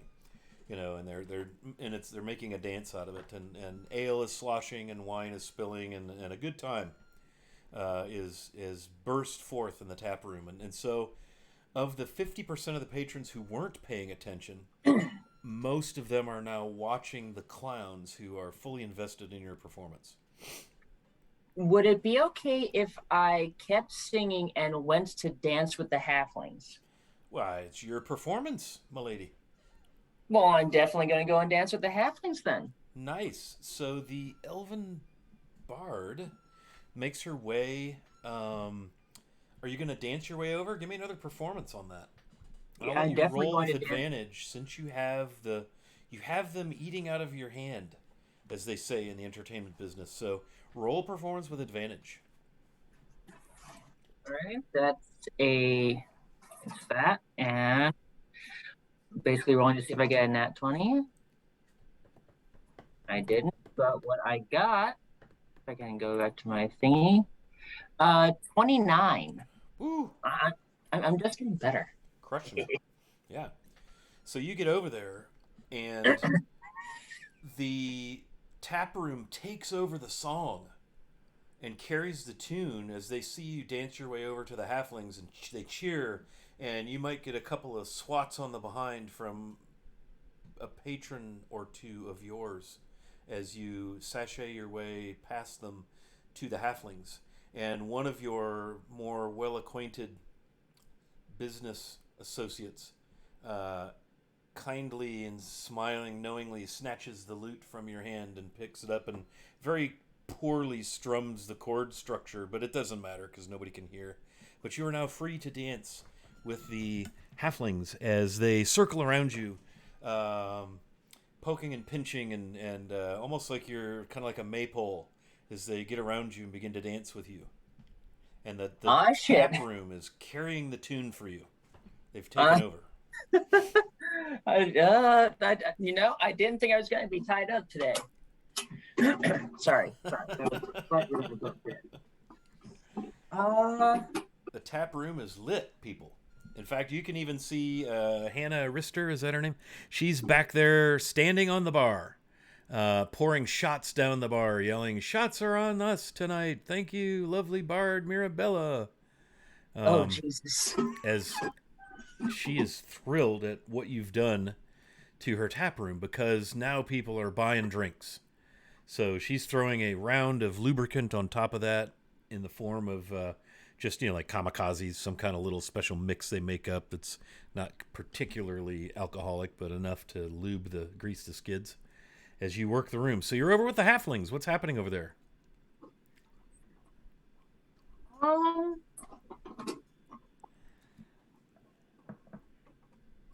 I'm going to I'm gonna dance with the whole group, and I'm just gonna try to.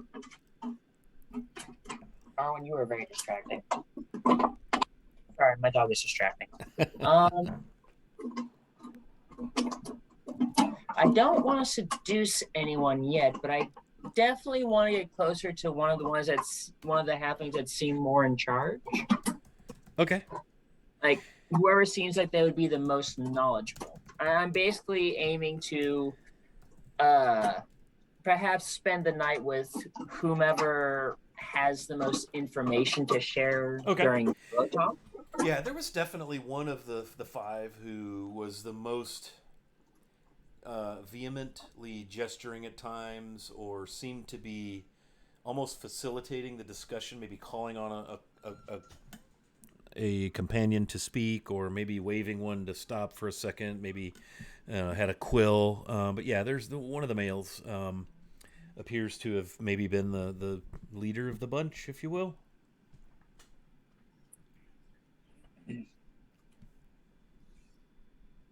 Well, then I suppose I shall have to try to pull him away from the group a little bit and start. Let's see. Basically doing a seaman's dance, like the ones they would do on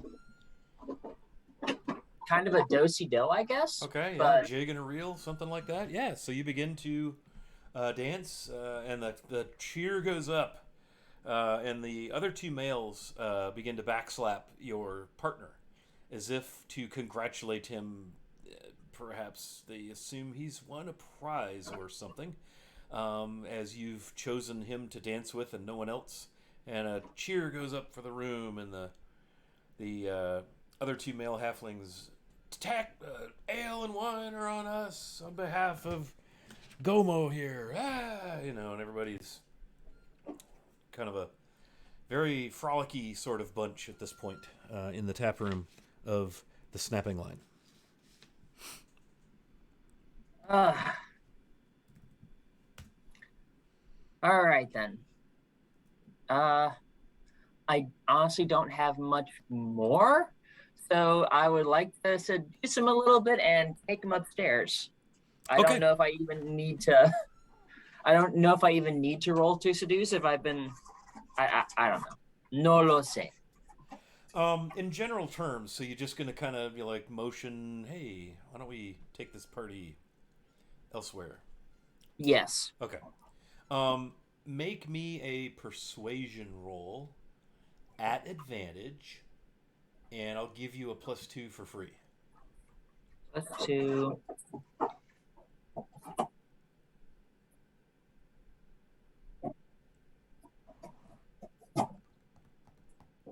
So 14 plus 8 is 22, +2 is 24. Okay.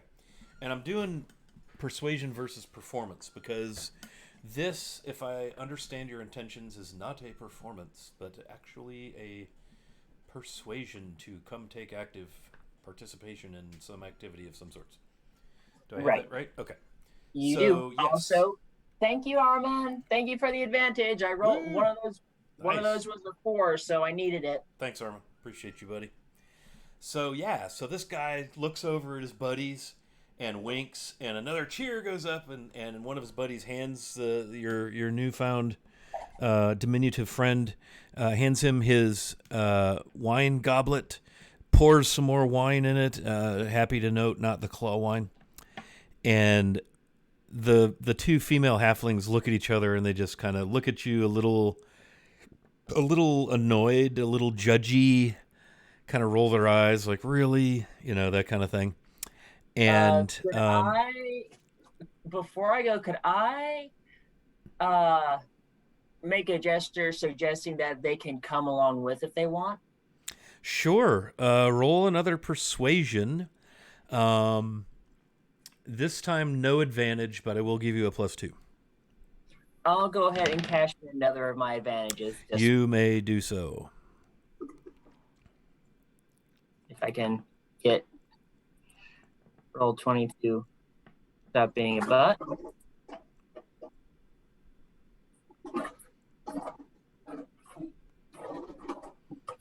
And I needed it because the first one sucked, but I did roll a 28. Oh, geez. Well, aren't we the persuasive one? Yeah, so one of them looks at 28 you. plus the... Let me make sure. I want to make sure I'm giving you the right number. All right, it was a 26. So, yeah, it does end up being a 28. Right. Plus 2. Okay. So one of them looks at you right away and kind of cocks her head knowingly, like, whoa, imagine my good fortune. And smiles and licks her lips, and she looks over at the other two males and kind of gives them this, what do you think of me now? Kind of look. And the other one looks at her like, have you lost your mind? And the first female grabs the other female and their tankards of ale, and they grab the hand of the male, and you begin to form I don't know what kind of line that is, but you make a line to the back stairwell, and up you go, much to the delight, the roar of the tap room, as you've made your choice, and people are celebrating the good fortune of 3 halflings who've been swept away by the exciting elven songstress person.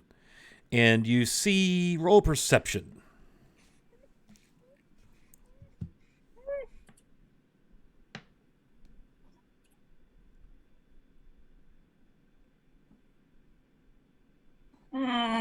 That's an 11.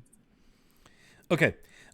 Just out of the corner of your eye, you catch Hannah wrist, and she looks at you and nods as if to say, I'll mark your time for the room. And roll me insight.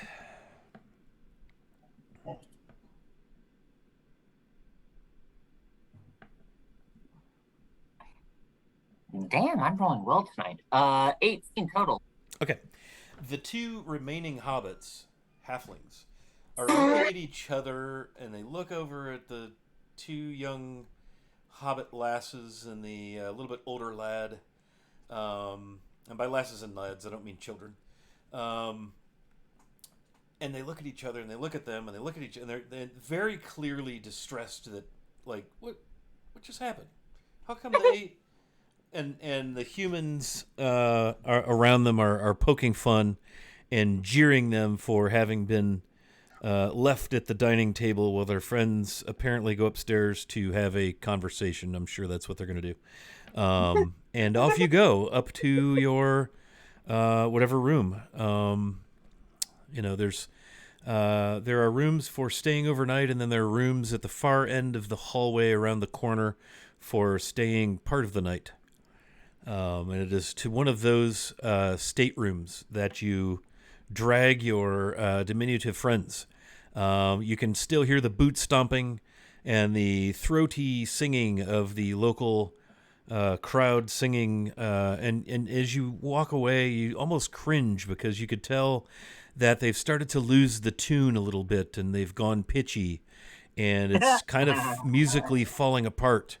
And so you hasten to close the door behind you, and now you have 2 female halflings that look to be probably late 20s, and a male who's probably twice their age, looking at you, holding their beverages, kind of smirking, like not sure who wants to make the first move, but everyone looks like they're pretty glad to be there. Well, one of the females does look a little hesitant, like she's looking at her friend like, wait a minute, what? So what do you do? I think I'll focus on the hesitant one first, just to make sure that she feels comfortable and safe. I am a professional, Of course. after, Of course. and before I get into anything that will cause a fade to black, I want to make sure that everyone is comfortable. Okay. How will you do that? Introductions, directions, demands, payment? No. You see, here's the thing. This time I'm not looking for payment. Freebies. Nice. not necessarily a freebie. It depends on like Yes. Perhaps a barter. a barter. Yes. Uh, so I'm going to. I'll walk up to her and I'll say, darling, forgive me for saying so, but as much as I look forward to what the four of us can get up to together, it appears that you are not quite as enthused. Is all well? She kind of, her face flushes and she looks over at her female companion, and the male has this look on his face like, oh, I can't wait to hear this, right? And she looks at you. Well, yes, my name is Lyra Deep Eyes. We're all Deep Eyes, cousins and in-laws, former in-law. She's all very flustered. Let us say that I have never found myself in quite a situation. And she grits her teeth and looks over at the other female, and the other female just bursts out laughing. And she says in a little bit huskier voice, what she means to say is she's not into girls, but I think she thinks you're pretty. And she says, oh, and my name is Eliula. And Eliula elbows Lyra, and Lyra slaps her. Shh, shh, like this. Kind of an awkward thing. And the guy just stands there, and he drinks his wine. Oh, you too. Goodness. Where are my manners? I'm Gomo Deep Eyes. This is my wife, Eliula. A bit younger than I am, but so much the better for me, I suppose. And this is our very distant cousin, Lyra. At your service. And they all bow as soon as he says at your service. And you are a lovely, lovely lady. I don't believe I've seen you here before. Well, Sir Debise, my dear Lyra, Miss Ayula, I have been in this town for a few months. Unfortunately, I found myself needing to ply my trade at the Wicker Goat first. Oh, right. Your trade. Yes, well then. What shall it be? I think we're all of the same mind here, are we not?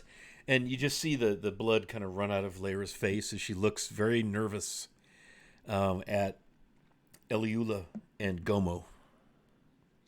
Darling, this isn't business. This is pleasure. No cost. Oh, well then. Just so much the better.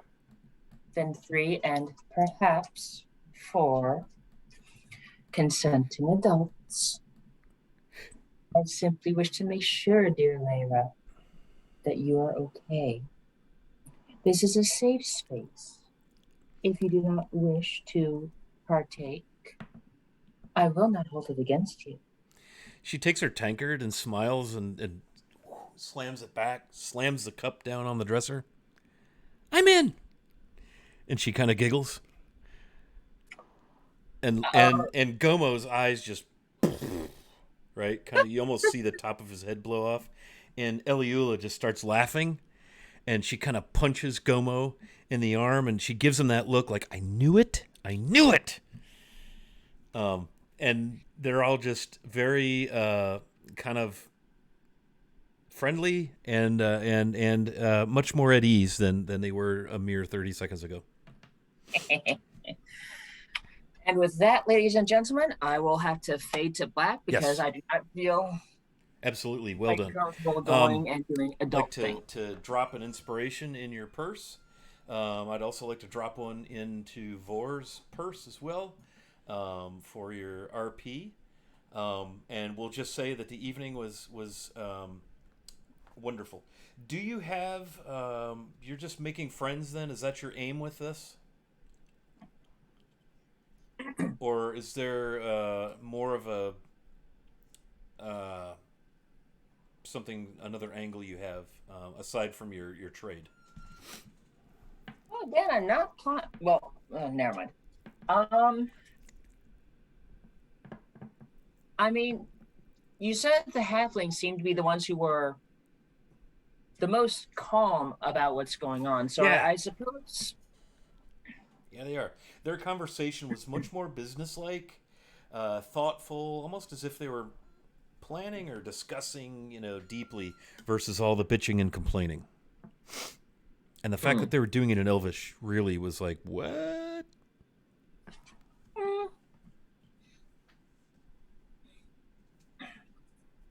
I don't know, because I started out wanting to like get information out of them, but now I want to make sure I can have a relationship with her because. Well, we can flash forward to after, and maybe you're making your way out for the evening, and pick up conversation there if you wish. Yes, If please. that gives you a way to try to accomplish your mission of gaining information from them. That would definitely do better, and I would definitely like to make sure that Lara has some means of contacting me. Okay. Oh god, I sound mean now. Fuck. So, yeah, everybody's fine, chill, happy, safe. Nobody was uncomfortable. Everything's good. And it's the typical. Well, now that that's out of the way, maybe we should exchange like, so what's your name? Where are you from? What you doing here? No small talk. And after a time, the talk, somebody sent wine and ale up to the room, so you're re-beveraged. And the topic of the arrests comes up. I don't know who brought it up. It's a bit hazy in here.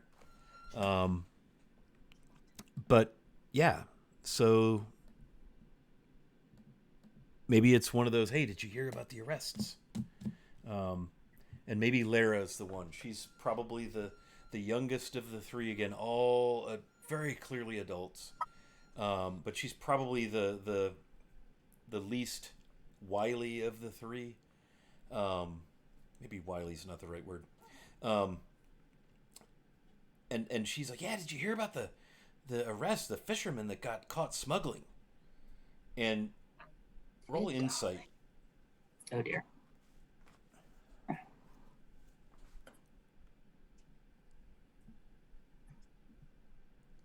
That is a dirty 20. Yeah, somebody just kicked her under the duvet. And she's like, ooh, why'd you do that? Yes, just a town matter, I'm sure. Some fishermen, disposing of fish carcasses in the bay again, some such. Gomo says, very awkwardly, not smoothly attempting to redirect the conversation. I say, darling, I did say it was a safe space. Anything you say here is in the strictest of confidence. Oh? Indeed. What do you mean? Darling, while you are quite impressive in many areas, your And Yulia is like rolling her eyes. Eliula? Yeah, sorry. I wink at Eliula and then I say, but unfortunately, your subtlety leaves a little bit to be desired. At that, Eliula just bursts out laughing, and Layla kind of cocks her head. Yeah, you kicked me. What did you kick me for? She's nice. We could talk about the rest with her. Perhaps you might help us. And thunk, he kicks her again. He's like 3 sheets. I snuggle up to Lara and I start wagging my finger at Gomo, and I say, "Darling, we just had one of my most fabulous nights so far. If you need a little help, I'm not opposed to doing so." Oh well, it's not help we need. Not really at all, actually. It's just a curiosity of ours that this family was arrested for apparently smuggling. That's the rumor, but who knows, right? Who knows what they're up to? I guess time will tell. Oh dear. Huh. Huh. All right, so I'll look at him with a deadpan face, and then I'll say in Elvish, "Sweetheart, you were not. No, not that way. Sweetheart, if you wanted to not seem suspicious, perhaps you shouldn't have been speaking Elvish in a town full of humans and dwarves." He kind of looks over at Eliula, and she gives him that wife look, like, I told you. Kind of a, look, and he kind of glares back at her, rolls his eyes. Typical husband and wife exchange, right? And Eliula smiles. Well, we do have an interest. We'd hate for the Wigginses to be put to any trouble. Rumor has it that they've smuggled some black pearls in their fish out to some ship out at sea. It's what we know. We'd like to learn more. Honestly, it's a business we'd perhaps considered getting into. And she looks cautiously at Gomo, and you could just looks like his head's about to explode. And Lyra just kind of smiles, and she seems to have taken a bit of a shine to you. You've earned her trust. You've been kind to her and patient. And again, she's probably of the three the least savvy, and also the most single. And very clearly the most the newest to such evenings of activity. Yes, okay, all right then. Well, so you've guessed it. We might be inclined to participate in some sort of movement of cargo if there's enough profit. We live the other side of Velarwood. We keep to ourselves, a small clan of halflings out there. We farm. We fish for crabs in the Kingfisher River. But the real money is not in fish around here. And Eliula kind of nods and smiles. And so what interest is it of yours, then?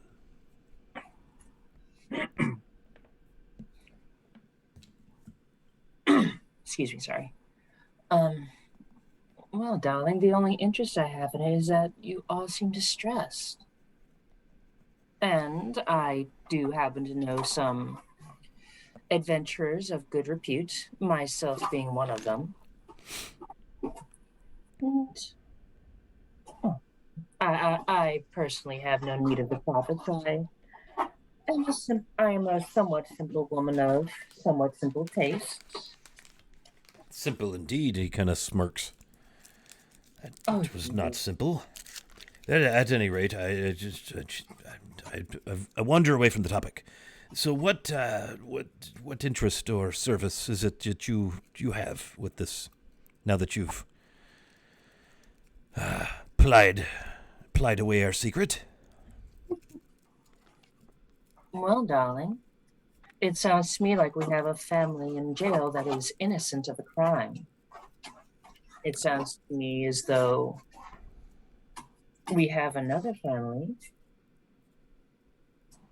who wishes to bring profit to their town. I'm more than happy to help with both of those. Well, perhaps then we might reconnect when everyone is a little less foggy-minded, and maybe we could set a meeting for you and your group of people. We could have a discussion out at the homestead there at some point. I don't know how innocent these Wiggins folk are, but it's worth watching. If there is, in fact, smuggling to be done around here, this trial of theirs will be very telling as to whether or not the authorities have actually found smugglers or just bungled into another group of hapless yokels who got their nets where they don't belong. Oh, indeed. what with the traders and the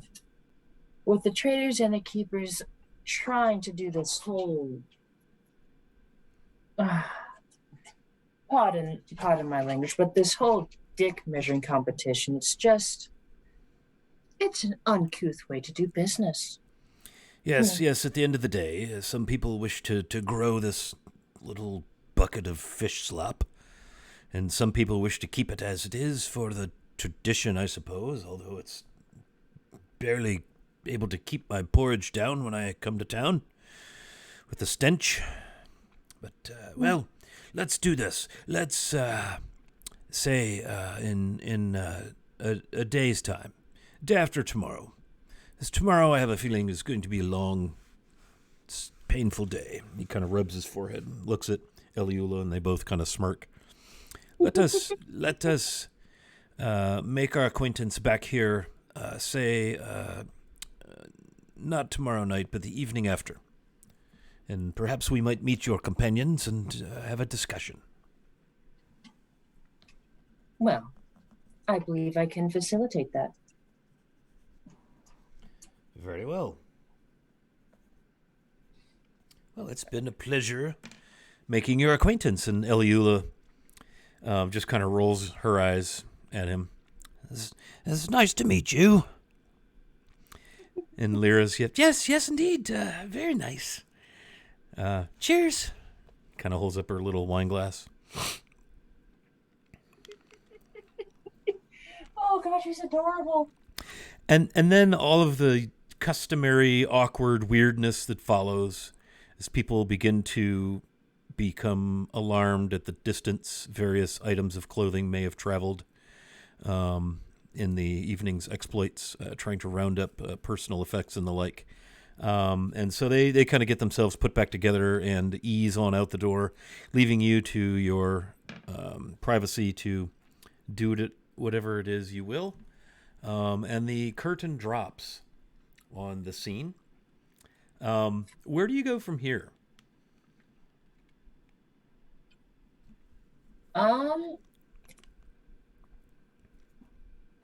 I suppose I will get myself, looking presentable. Sure. Something you're quite good at. It's absolutely a very finely honed skill.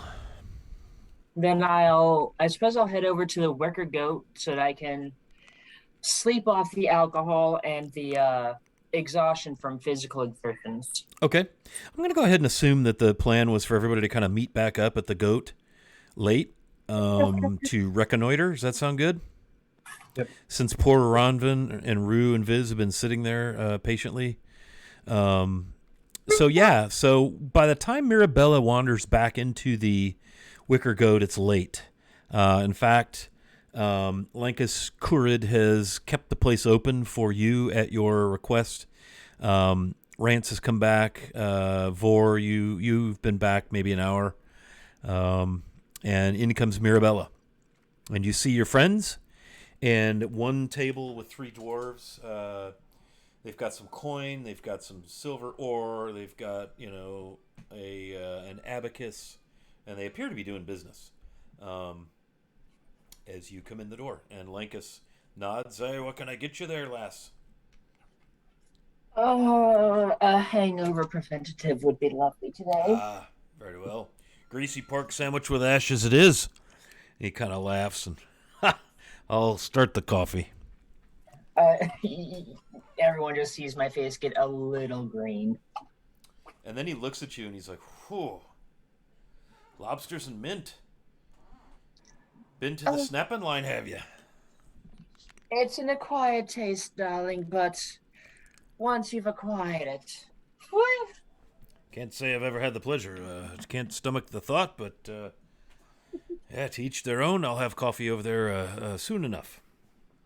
Oh, darling, you know how I work. Unfortunately, it means I have to be friends with everyone. Yes, I do. And yes, you are. He kind of smirks. And he goes to make coffee. So the party is, once again, a single entity. Take it away, party.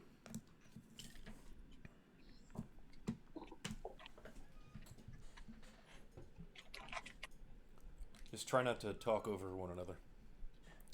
Well, I was figuring that Rue or hold on, I'm waiting for that name to come up. Rue or Viz would probably start because they haven't had a chance to do anything today. I don't want to take stuff from them, you know. It's sad. Well, we're a blank slate here because we've been sitting in the wicker goat eating and drinking and throwing darts and probably not hearing a damn thing about what's going on with the Wiggins. Heard like three Yeah. words the entire evening. Yeah, again, you've been just listening to the conversations and the best you can pull from, the rancor. Oh, no, these aren't cranky people. These people are fine. They're dwarves. They're mining. Everything's fine. They're more laughing at this big arrest that everybody's all, freaking out about. And again, all you've been able to glean is what I told you before, the words Wiggins, Black Pearls, smuggling, fishing, family, and raid. But you've pieced it together more than likely. So, yeah, everybody's back around the table. I imagine we would want to know what you three learned. Oh. Well, darling, I don't know about any of you, but I've had the eventful night. I have met a few interesting fellows who, well, honestly, I think that we may wish to meet up with them. If nothing else, I believe that I may have gotten us a temporary contract to explore some of the not smoke, what's that word? To explore some of the sea.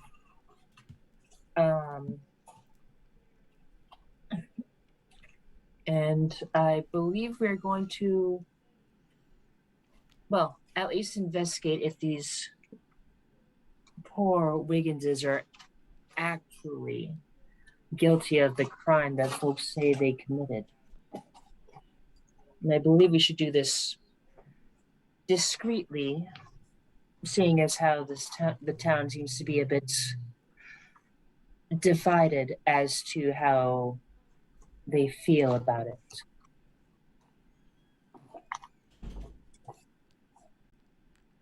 So, how do you suggest that we proceed? Well, in 2 days' time, so the day after tomorrow, I have an appointment to meet with few halflings, and I believe they wish to. avail us of our services to explore where the Wigginses were supposed to have been found, and I say this discreetly, moving things that perhaps they shouldn't have. I believe they want to see if. I believe we should see if these folks were actually smuggling, or if perhaps they were either in the wrong place at the wrong time, or maybe set up to take the fall. It seems suspicious to me, at least, that an entire family would be arrested on charges of smuggling.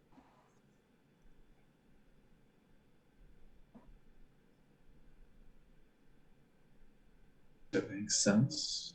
Do we know how young these kids were that were arrested? I don't know.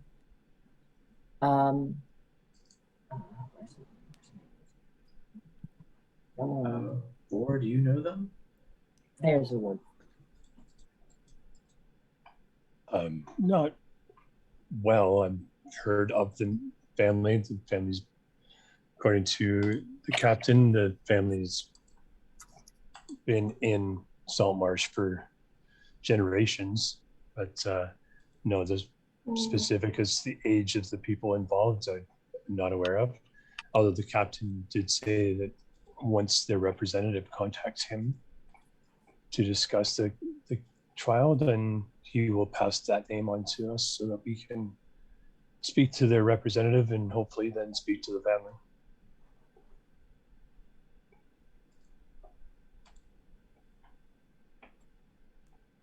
Well, perhaps while we're waiting to meet with Mirabella's new friends, we can go and meet Councilman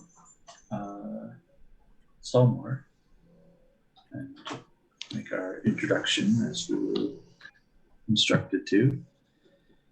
See what we can learn from him as well. I'm sure he'll have more information about what's going on also.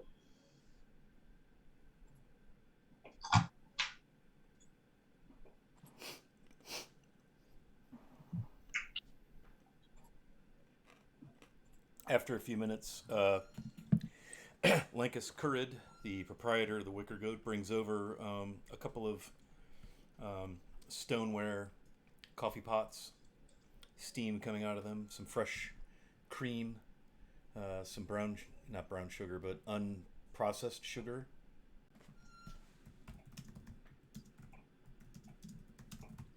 And stoneware mugs for those who wish to have coffee.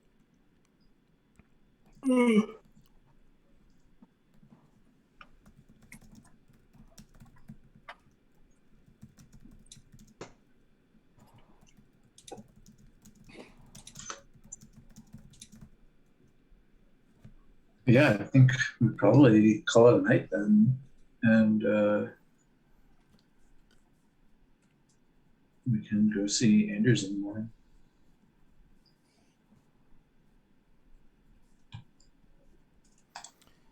All right. Well, that sounds like a good place to stop to cease our session. So it sounds like you guys are going to look up Anders Solmore. Is that what you said? Yeah, we have to do that at some point anyway. Oh, I thought I just heard you say you were going to look up Yeah. Anders in the morning. Got you. All right. Well, let's go around the horn. It was nice. Got our two newest players. Got a chance to do some extra long individual RP. A little character learning a little bit about our characters. Gathering some intel. Useful or useless? Who knows? So let's go around and do some outros. Mirabella, tell us where we can find you when you're not doing this here D&D game. You can't. Unfortunately, I only exist during the times of D&D games. The rest of the time, I am an eldritch being of sadness and decay. Okay. Well, no, y'all can find me on Mirror Maze. Unfortunately, I don't have any content yet. As soon as I do, you will be the first to know. All right. Very good. Mr. Vore. Yes, I mean, you can look me up on social media. You won't find much, but you can look for me. Other than that, you can find me in my ex-wife's basement. MySpace? What? My ex-wife's basement. Oh. I'm the official house basement troll. I'm not sure if that's better or worse. I'm not either. All right. Viz. Yo. I'm Dave Pay Wilson on the social medias if you can find me. I haven't been very active lately, trying to keep my sanity, but I'm more active on Scott's wonderful Discord, which I would encourage any and all who are listening to join. I'm sure that the link will get dropped in the chat shortly. And yeah, that's about it. I'm here any Monday that we're playing. All right. And last but certainly not least, Andrew, Fellowship of the Tables. Hey, that's me. That's my name. You can find me in Discord, and that's about it right now. That's enough, right? Yeah. Yeah. All right. So we usually try to go every other Monday. It just depends on what's going on in the life space. I was on vacation last Monday, so we pushed to this week. So my sense is that we'll probably try to play in 2 weeks. But yeah, so just parties trying to learn a little bit about what's going on in Saltmarsh. Thanks for joining us. We will, again, we'll be back here in a couple of weeks. We also run a game on Sundays at 1:30 Eastern Time. That game is also really scrambling to find times to play. We finally got to play yesterday. We may play, but I think we won't have everybody this coming Sunday. And then after that, it might be a few weeks off for Secrets of the Flaness, our Greyhawk game. But we play when we can, and it's fun, and we're good friends, and we enjoy one another's company. And we're certainly glad you all came to hang out. Thanks for the advantages and all of that stuff, for helping our players with some rolls through the RP process, and kudos to Vor and Mirabella for some really fun RP tonight. So with that, we'll drop the final curtain, and we'll see you all probably in a couple of weeks. Don't forget that you also have a pretty spiffy Greyhawk podcast. We do have a spiffy Greyhawk podcast. I'll go ahead and put that link in the chat. It's called Greycast, and it'll drop another episode week from today. Spotify, Apple Podcasts, Google Podcasts, but it's a podcast all about Greyhawk. And Mateus and I host that. And we just interviewed Ian Dave from Guild Superior last night. Yeah, come listen. Follow us on Twitter at Greycast. See y'all very, very soon. Oh, thanks.